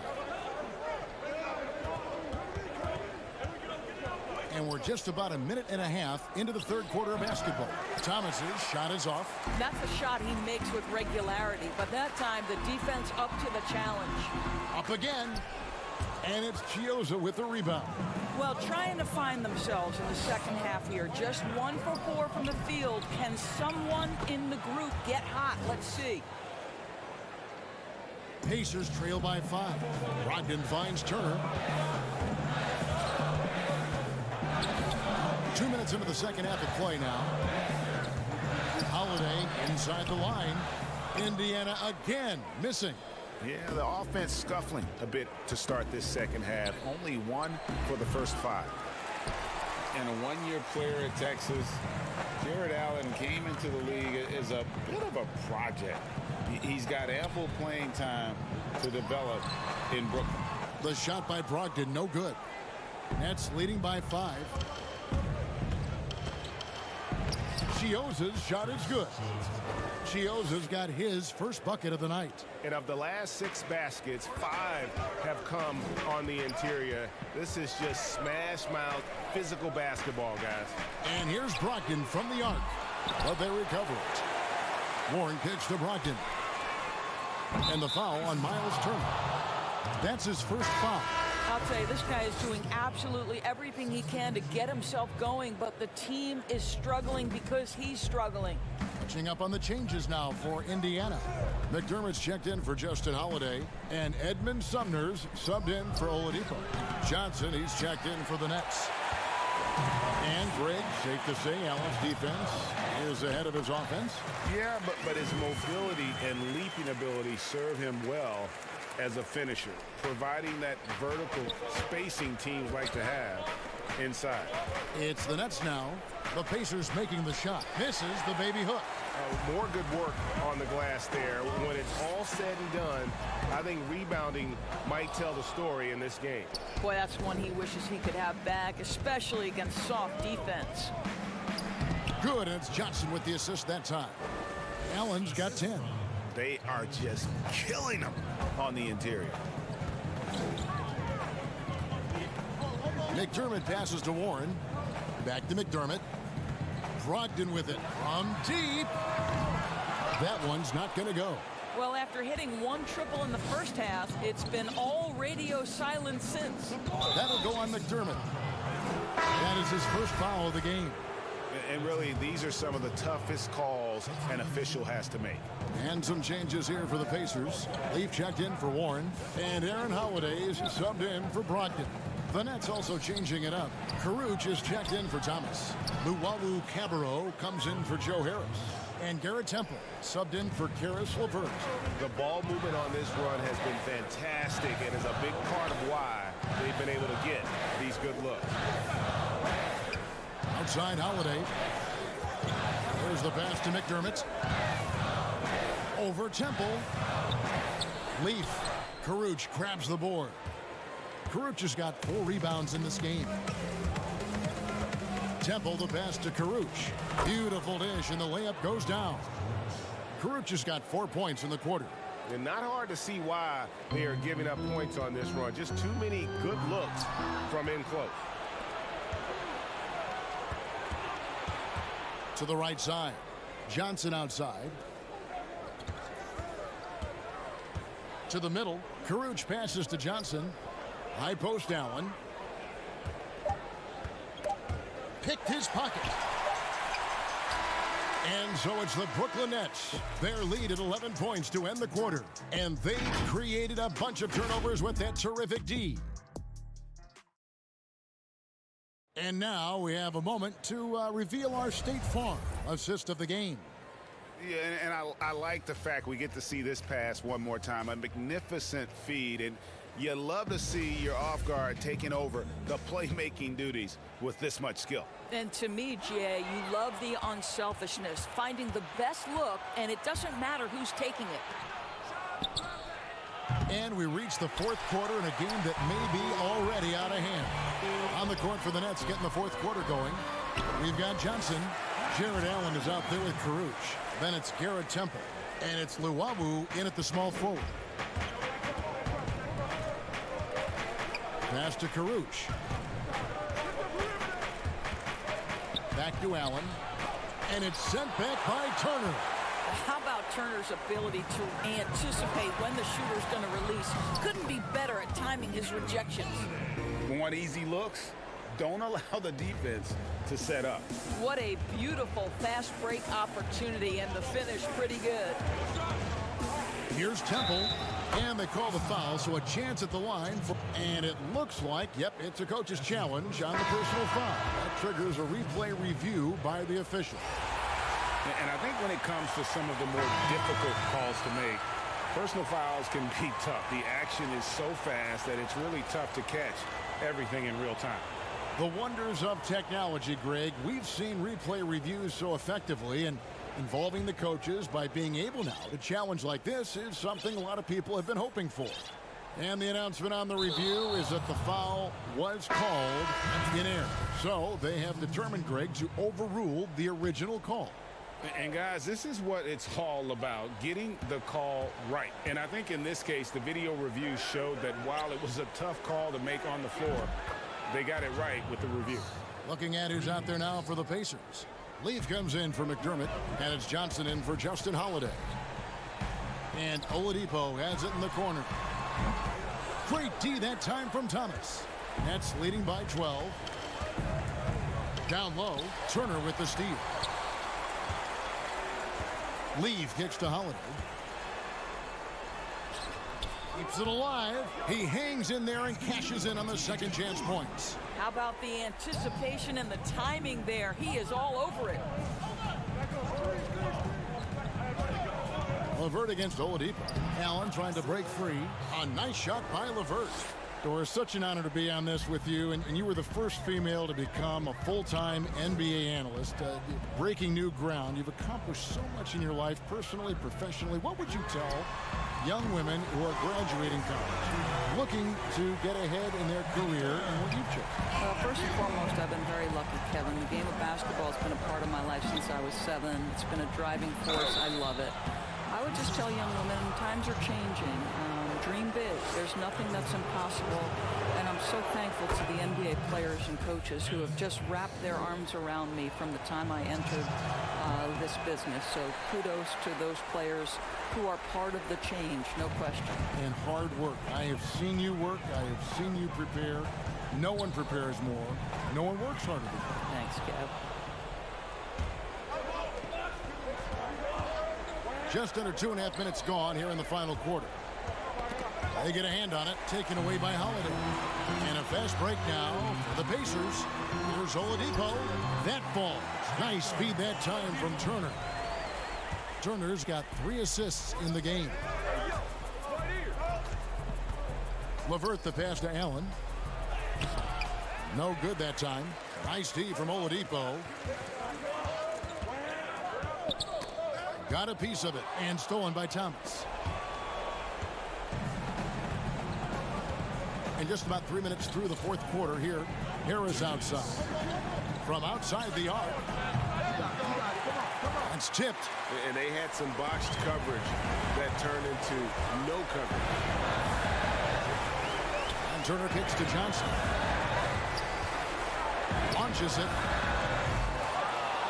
It's hauled in by Harris. Harris has got 4 rebounds now tonight. One-on-one fast break.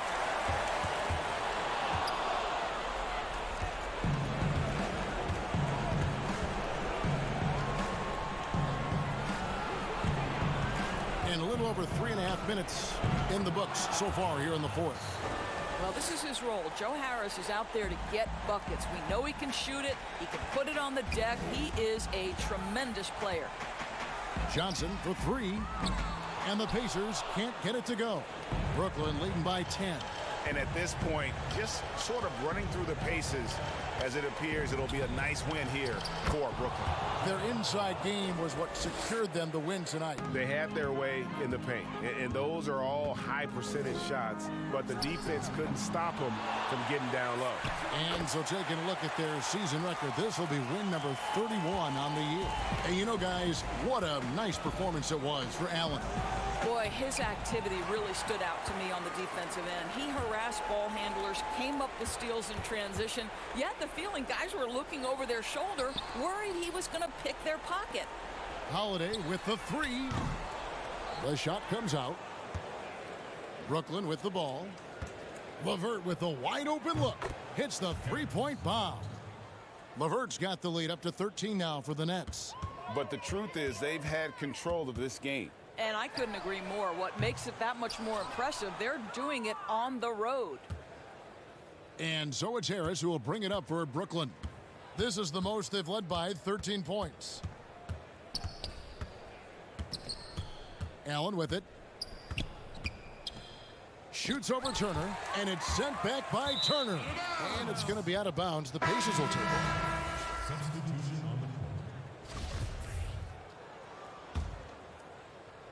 Here's McConnell from deep 3-point range. The shot, no good. And so it's Brooklyn easily grabbing this one. And in the David, thank you as always. And that's going to do it tonight, folks, for our broadcast.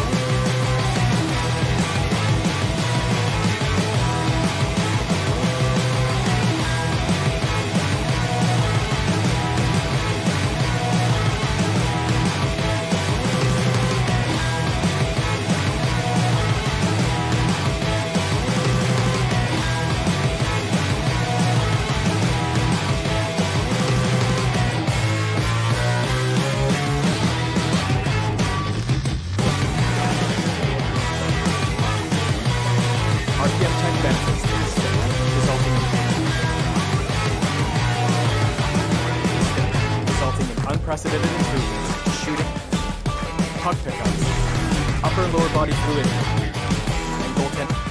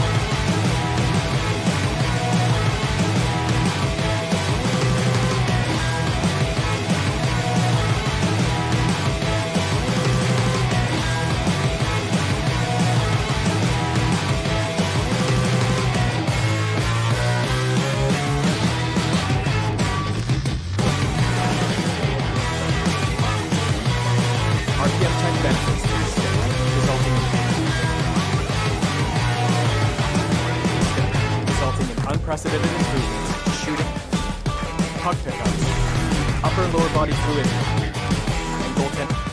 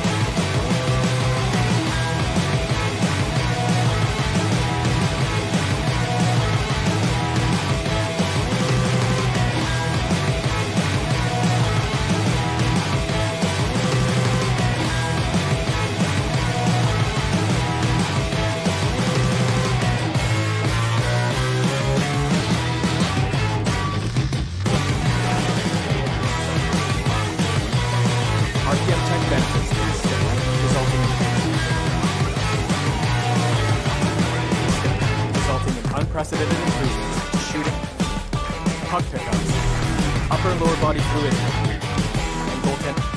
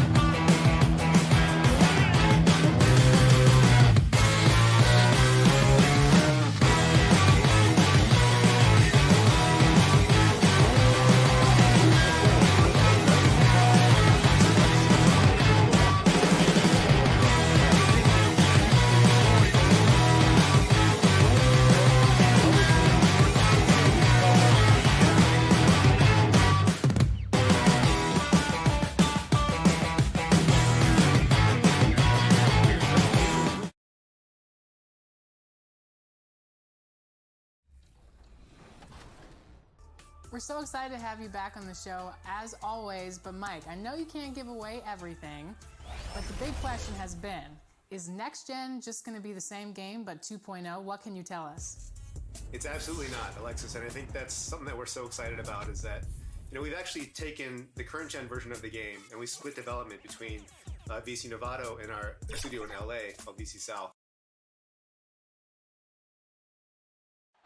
Downtown Indianapolis moving it. And let's check out a breakdown. Looking at some stats for Brogdon. And he's not passing the ball as well this month. If you look at his numbers from earlier in the season, he's not seeing the court as well. It may be a little too focused on creating his own shot than orchestrating for the guys around him. Now let's take a look at the Bulls' opening lineup. White and Levine team up in the backcourt. Porter and Markkanen, the duo at forward. And it's Carter in at the 5. And for the Pacers, Warren and Turner at the 4 and 5. Brogdon and Oladipo, the backcourt duo. And it's Holiday in at the small forward position. Turner lays it up and banks it in. Well, Chris, as we wind toward the end of the regular season, what do you notice as an analyst that you didn't notice when you were playing?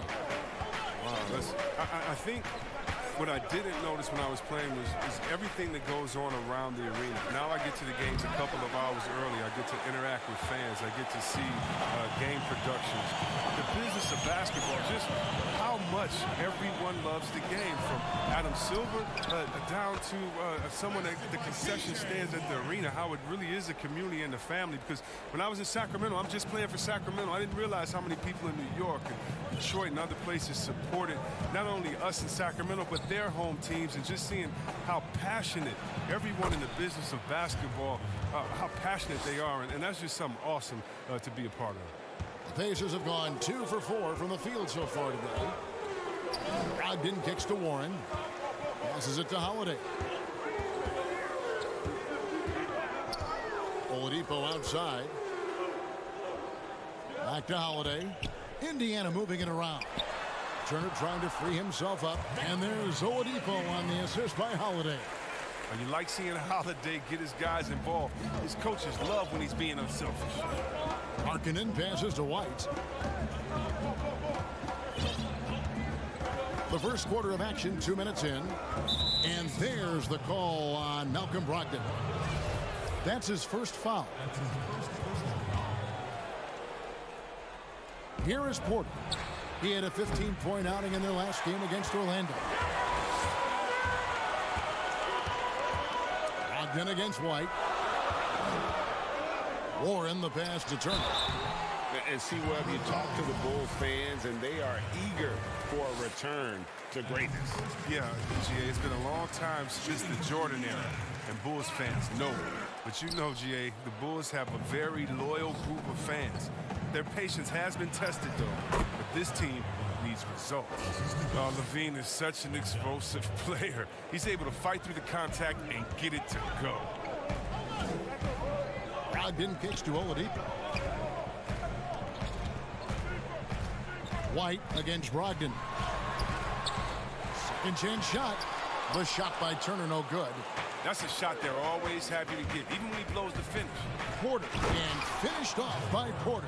This is what I'm talking about, the mindset of Porter. When he's driving inside, he wants to dunk it hard every time. And Oladipo, here we go. No good. That's miss number 2. He's 1 for 3. White with it. Brogdon picks him up. And it's White missing. And smothered him on that mid-range attempt. Well, that's how you play it. He does a good job of getting into the shooter's airspace. And folks, the coach's challenge has been initiated for a personal foul. Close game like this, and he thought it wasn't a good call. And this is the time now where the officials can review in closer detail what constituted the original personal foul. Getting a different angle can sometimes make it a lot easier to determine. Greg, indeed, and the one thing with replay review is that when you see the slow motion replay, you really get a new appreciation for just the immense speed at which these players are moving at, and how fast the action really is, and how hard it can be sometimes, you know, Greg, to make the right call. And so the word is in. They've decided that the call stands as it was made on the floor. And, you know, even if a coach still feels this wasn't the right call, you got to acknowledge the effort being put in to reviewing it. The double checking, and the game continues on. Pass to Dunn. Shoots the 3. It's hauled in by Leaf. Pacers have gotten 3 of 8 shots to fall for them here in the first quarter. And you love to have a player like Chris Dunn out on the perimeter with his defense. Oh, man, big men love guards that can actually keep their assignment in front of them. Dunn has quick feet, great lateral movement, and that's why he's a successful defender. Here's Satoransky. And again, Chicago. No good. And so Holiday will bring it up for the Indiana Pacers. They beat the Bulls during their last encounter in Chicago. And they got the better of this matchup last time with their defensive pressure and the ability to force turnovers. They had them in their heels the whole game. The intensity of their defense was the key factor. Here's Leaf. Thaddeus Young grabs the miss. They have a chance to go 2 for 1 here. Let's see how they play the clock. Cornette passes to Satoransky. Here's Cornette. Shot clock at 5. So the wing on the left. Here's Hutchison. Trains it from beyond the arc. Well, he's not going to get an easier look than that. You don't need to double team him, but you can't leave him all alone. To the inside. Young with the steal. Here's Dunn. Rebounded by McDermott. And that is a textbook example of how to defend your rim. Well, that's why he's out there right now. In situations like this, he stands tall to prevent points. Here's Hutchison. That's in, coming off an assist from Dunn. Hutchinson's got 5. What unselfishness from the young guard Dunn. He's making more of an effort to distribute the ball. And still.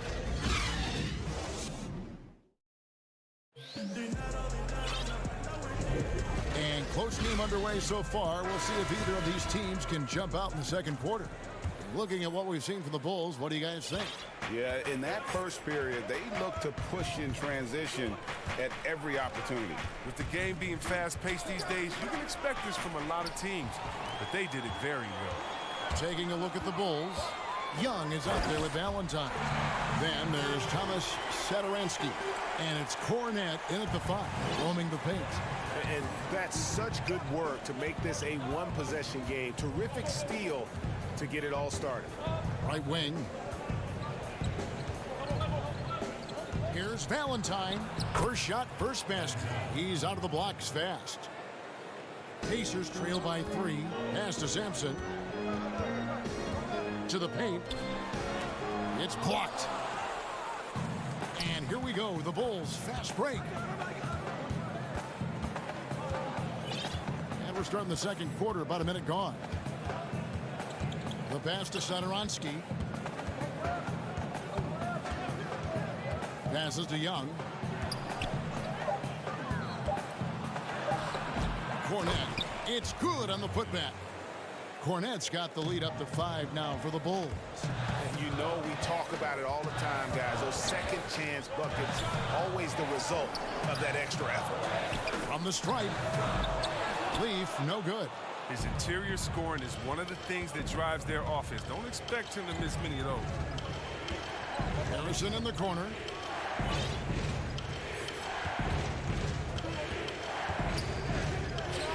And the Bulls tack on 2 more. And he's not going to pass up that one. And trust me, he should be solid from that in-between there. Leaf kicks to Sumner. Tips it up.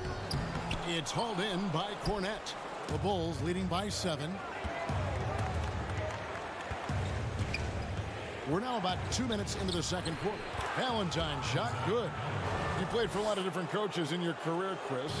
I'm sure you saw characteristics that you like in a head coach with all the different people you played for. Yeah, definitely. You definitely want coaches that challenge you, that want to make you better, that helps with the team chemistry.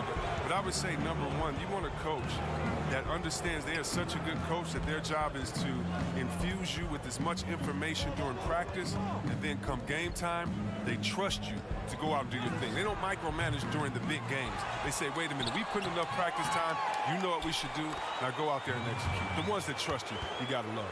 Right. And now you see them starting to really work the ball inside. Sampson, lead pass was put in just the right spot.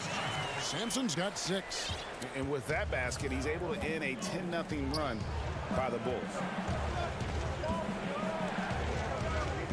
Brogdon against Satoransky. Young left side. And it's Chicago scoring again. And the lead should be safe if they can keep shooting the basketball like this. Here's Leaf. He's still scoreless so far in this one. McDermott can't get it to go. And the Bulls with possession. They've got a 12-2 run in progress. Valentine with it, now defended by McDermott. Pacers trail by 11. They need a bucket in a big way here to regain some confidence. A moment now to see how the schedule is looking for the Pacers.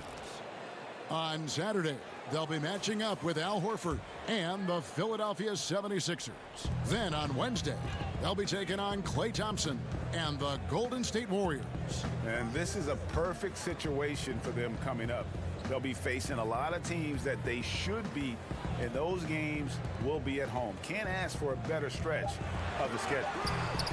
And their offense has all but disappeared this quarter, shooting in the low 30s for the game. They had some success in that first quarter, but not much since then.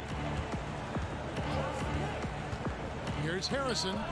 The putback controls the rebound and puts it back up and in. Yeah, they're going to have a nice little run here. Brogdon the pass to Leaf from about 19 feet. And a great assist by Brogdon as that one goes in.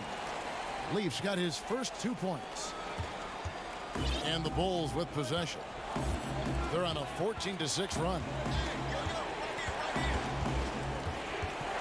Satoransky against Brogdon. And Satoransky kicks to Valentine. Inside. Young's shot is off. For Indiana, they come into this one following a loss to Boston. Knocked away and stolen by Valentine. And no need to rush this. Let the clock run down. Yeah, no need to get the ball back here. You want to close this quarter with momentum. And nice job taking what the defenders gave him. These guys need a gut check right now.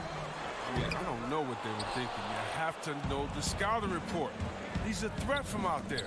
It's deflected. Over to the wing. Three-pointer. That one misses. And so it's the Chicago Bulls. Their lead at 11 points to end the quarter.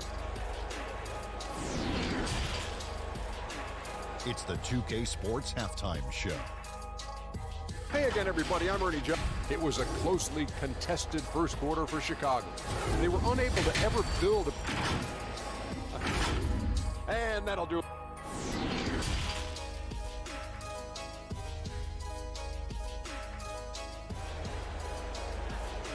It's a moment when our with the second half upon us.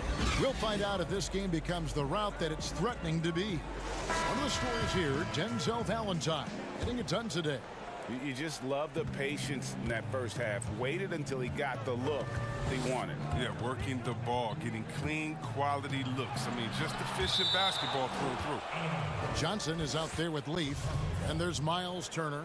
Then there's Oladipo, and it's Holiday in at the 1 spot. So that's the group out there for Indiana. Left side, Levine. It's stolen by Oladipo. Here's Holiday. That's good, and Johnson with the assist. Holiday's got the first field goal of the second half for the Pacers. Attacking in transition, the most consistent way to generate easy looks. Yeah, you can tell they love to get out and run when the opportunity is there. And it's a foul. It's called on T.J. Leaf. That's his first foul. Wendell Carter, he's checked in for Chicago. And it's White missing. And guys, not sure where his head was on that shot. Not what this offense was designed to create.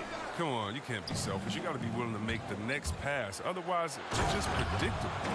Well, Zach LaVine possesses a speed, Chris, and a burst that makes him a very tough matchup.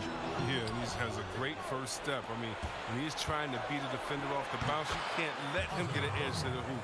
He'll flush it on your head 9 times out of 10. And just running the offense, White's that new breed of combo guard who can do a little bit of everything. Leaf, no good. His offense has been non-existent tonight. It's really hurting him. And here's White. He's been a reliable scorer for him as he's averaging up over 13 points a game. The shot by Turner, no good. That's 1 for their first 4 to start the second half. And the kick by Levine. That's just unreal concentration from Levine. Accepting the hit and finding a way to work through it. And some changes here for the Pacers. Warren's checked in for T.J. Leaf. Justin Holiday comes in for Johnson. And it's T.J. McConnell in for Victor Oladipo. That one misses for Levine. Chris, middle of last season, plenty of drama around the AD trade request. Davis wanting to leave New Orleans. Some say all publicity is good publicity. But Commissioner Silver clearly does not agree. I don't agree either, and I think... Oh! Got to give Levine some love. Many of the dunks he pulls off are just flat out nasty. Here's Holiday, and he gets the friendly spin, and that one drops. Holiday's got 4 points this quarter. Here's Chicago. They're on a 10-2 run here. Here's White, and the layup is good. And the Bulls lead by 19. Hey, whatever adjustments they made at halftime, they are working to perfection. Well, the results are clear as day. Great approach coming into the third quarter. We'll see if they can keep it up. The shot by Holiday, no good. And that was a little bit of a range check for him. Trying to take advantage of that extra space on the perimeter. We see a lot of this now. And it just seems that every pass they make is leading to a score. Just great ball movement. Lets the 3 fly. Carter pulls it in. Carter's got 6 rebounds here tonight. And then Carter with the jam. And this offense is in a perfect rhythm, and you can see how they're finishing their plays. Yeah, right now it feels like they can't miss. We'll see how long they can make this last. And that'll be 2 free throws coming up. Officials on the call with the foul. T.J. Warren picks one up. And the potential Carter Jr. has is enticing. A multi-talented big who plays with the real competitive fire. Malcolm Brogdon's checked in for Indiana. Chandler Hutchison, he's checked in for the Bulls. Dunn comes in for White. The movement off the ball is good. I mean, and the pass to hit him in stride is even better. Here's Dunn, and count it from 19 feet away. Dunn's got his first points in this one. This is the next step for Dunn, becoming a better and more efficient jump shooter. A shot by Holiday, nobody around, and Turner stays with it. Just in a perfect position to grab that rebound and then get the putback. Brogdon against Dunn. Outside, Levine. Offline with his 3. Not quite enough defense That time around, just lucky he was off. Shooting foul as the whistle blows. He'll shoot 2 free throws. The Pacers shooting their 5th and 6th free throws of the game. That free throw missing. For your Pacers, TJ. And he sinks the second. And so here is Chicago. Earlier in the game, they held a 25-point lead. When this game is done, they'll be off to Miami to take on the Heat. That'll be the last game of their very short 3-game road tour. Markkanen can't get it to go. Indiana's gone 0-2 from deep to start things here in the second half. Fires, high post. Chicago grabs the miss. Golden opportunity that he can't make good on. Maybe a wake-up call to the D, though. They can't leave him alone like that. The Bulls have made 2 of their previous 3 free throws in today's game. And as a team, really just middle of the pack in terms of their percentage from the line at about 76. Taking 2 shots. He hits both from the stripe. And Indiana shooting just 34% from the floor. Outside Holiday. Carter pulls it in. Carter's got 7 rebounds in the game. Levine passes to Hutchison. Shoots over Turner. And too long on the shot. Nice interior defense. Can't give him any space inside or he'll burn you. Holiday inside the line. And once again off the mark by Indiana. Oh, the defense with no impact at all. Just didn't have the feel for his jump shot. And so it's the Chicago Bulls finishing the quarter up by a whopping 24 points. They have made it very tough to get a shot off against them. Their defense has been stifling. And don't go away. We'll be right back.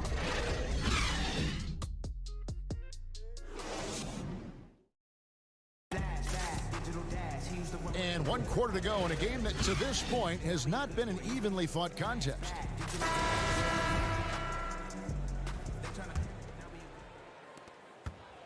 So the Bulls 5 right now. Markkanen and Carter are up front. Dunn and Levine are the guard set. And it's Hutchinson in its small forward. And the shot by Warren, no good. And so Markkanen will bring it up for the Bulls. Levine, and he could not get that one to go. A lot of contact, and he'll go to the line for 2. Well, you just watch Levine play, and you can see the athleticism he possesses. Greg just explodes anytime he wants to. And guys, with Levine, the speed and first step have always been there for him. But you can see the strength he's added to his game since his rookie year whenever he goes at the rim. Here's Harrison, and he goes strong with the one-handed jam.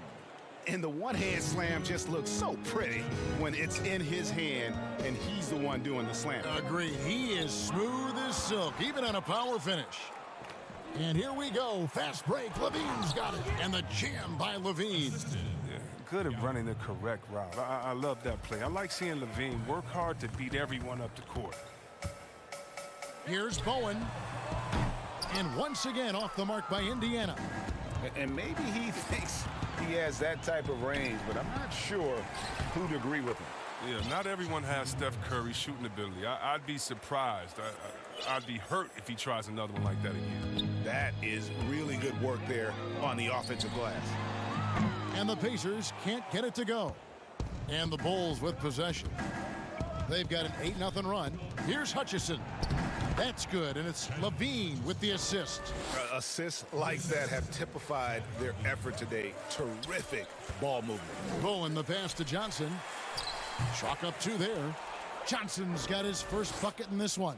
The Bulls have gone an outstanding 4 of 5 from the field in the 4th quarter so far. Here's Levine. No good on the shot. So the Pacers will take it the other way. After this one, they're off to Philadelphia to take on the 76ers. That'll be just 1 game played away from home for them. Chris, are there specific types of plays where you feel the whistle gets blown maybe a little too often and a little too early? Well, sometimes for a guard when he's defending the guard and the pick and roll comes and he fights through that pick. And as a guard, offensive player, I can stop and let you bump into me and shoot the ball. I think the refs they just have to be smart with it. Sometimes it's a foul, but every time it's not, just because of the situation or the flop. And also, you just don't want players to be bailed out when the defender is in a good position. But that's what makes the game so great, is the fact that as an offensive player, you got to try to manipulate and find out where you can sneak yourself in the gray areas of a rule. And as a defensive player, how can you use your skill, your will, and then your IQ not to get caught with your hand in the cookie jar? Oh, and a nice job of turning that miss into 2 points on the tip in. Hustle points, I believe they call them. Hustle points right there. The putback, he hangs in there and cashes in on the second chance points. Johnson's got 4 points in the quarter. I love his work ethic, not to mention his hands. You need both to convert those tip ins. And the officials signal the backcourt violation. Not very careful there. Chris, what's your definition of most valuable player? LeBron, Michael Jordan. Okay, let me. Okay, the best player in the league. That's my definition. Who makes players better? Who brings the fans into the game? And there's only one type of player that's an MVP, and there's only about 6 guys in a year that can be MVP. But if you're talking about guys that help you, let's say, are the best on the contract or getting the most bang for their buck, you got to look at guys like Siakam. You know, he's just making over $2 million this season, still playing on that rookie contract, and those are the guys that are on their way up. So you can always find young talent playing for maybe less than what they should be getting at that time, but the most valuable player continues to be the top 6 players of the league, period. Here's Cornette. But they'll get another chance. And the Bulls with another miss. Pacers shooting around 29% from the floor. Tough night for them all around on the offensive end. And as we head to the final buzzer here, a crushing blowout. Big-time dominance, and this will go in the record books as a gaudy win for the Bulls. They had a fantastic play from the bench. This team has great depth, and they showed it in this game. And you can mark this one down in the W column. It'll mark their 23rd of the season. And you know, when you look at the huge impact he had, just a monster game for Wendell Carter. The energy he played with tonight was amazing, and it paid off the most on the glass where he dominated the rebounding stats. Boy, that was a big shot. And stunned silence, guys. That's the atmosphere in here after that shot.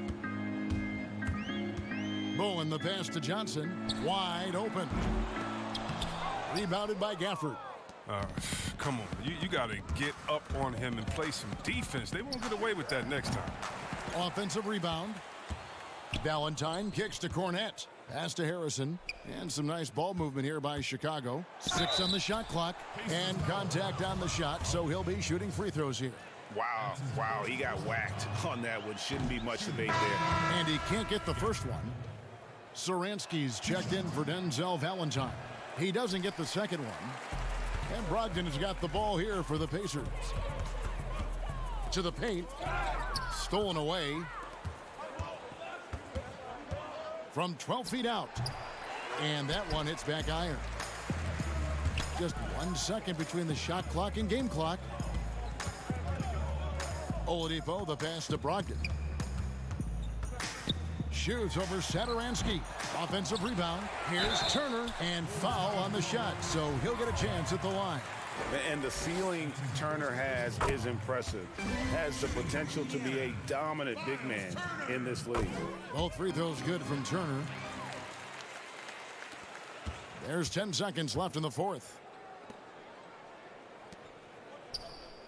Here's Gafford. Pass to Satoransky. And so Chicago takes this one, and by a big margin. This one was over well before the final buzzer. The fans were waiting for something to get excited about, Greg, but they never got it. They sure didn't. I mean, they just rolled to this win. They made it look really easy. What?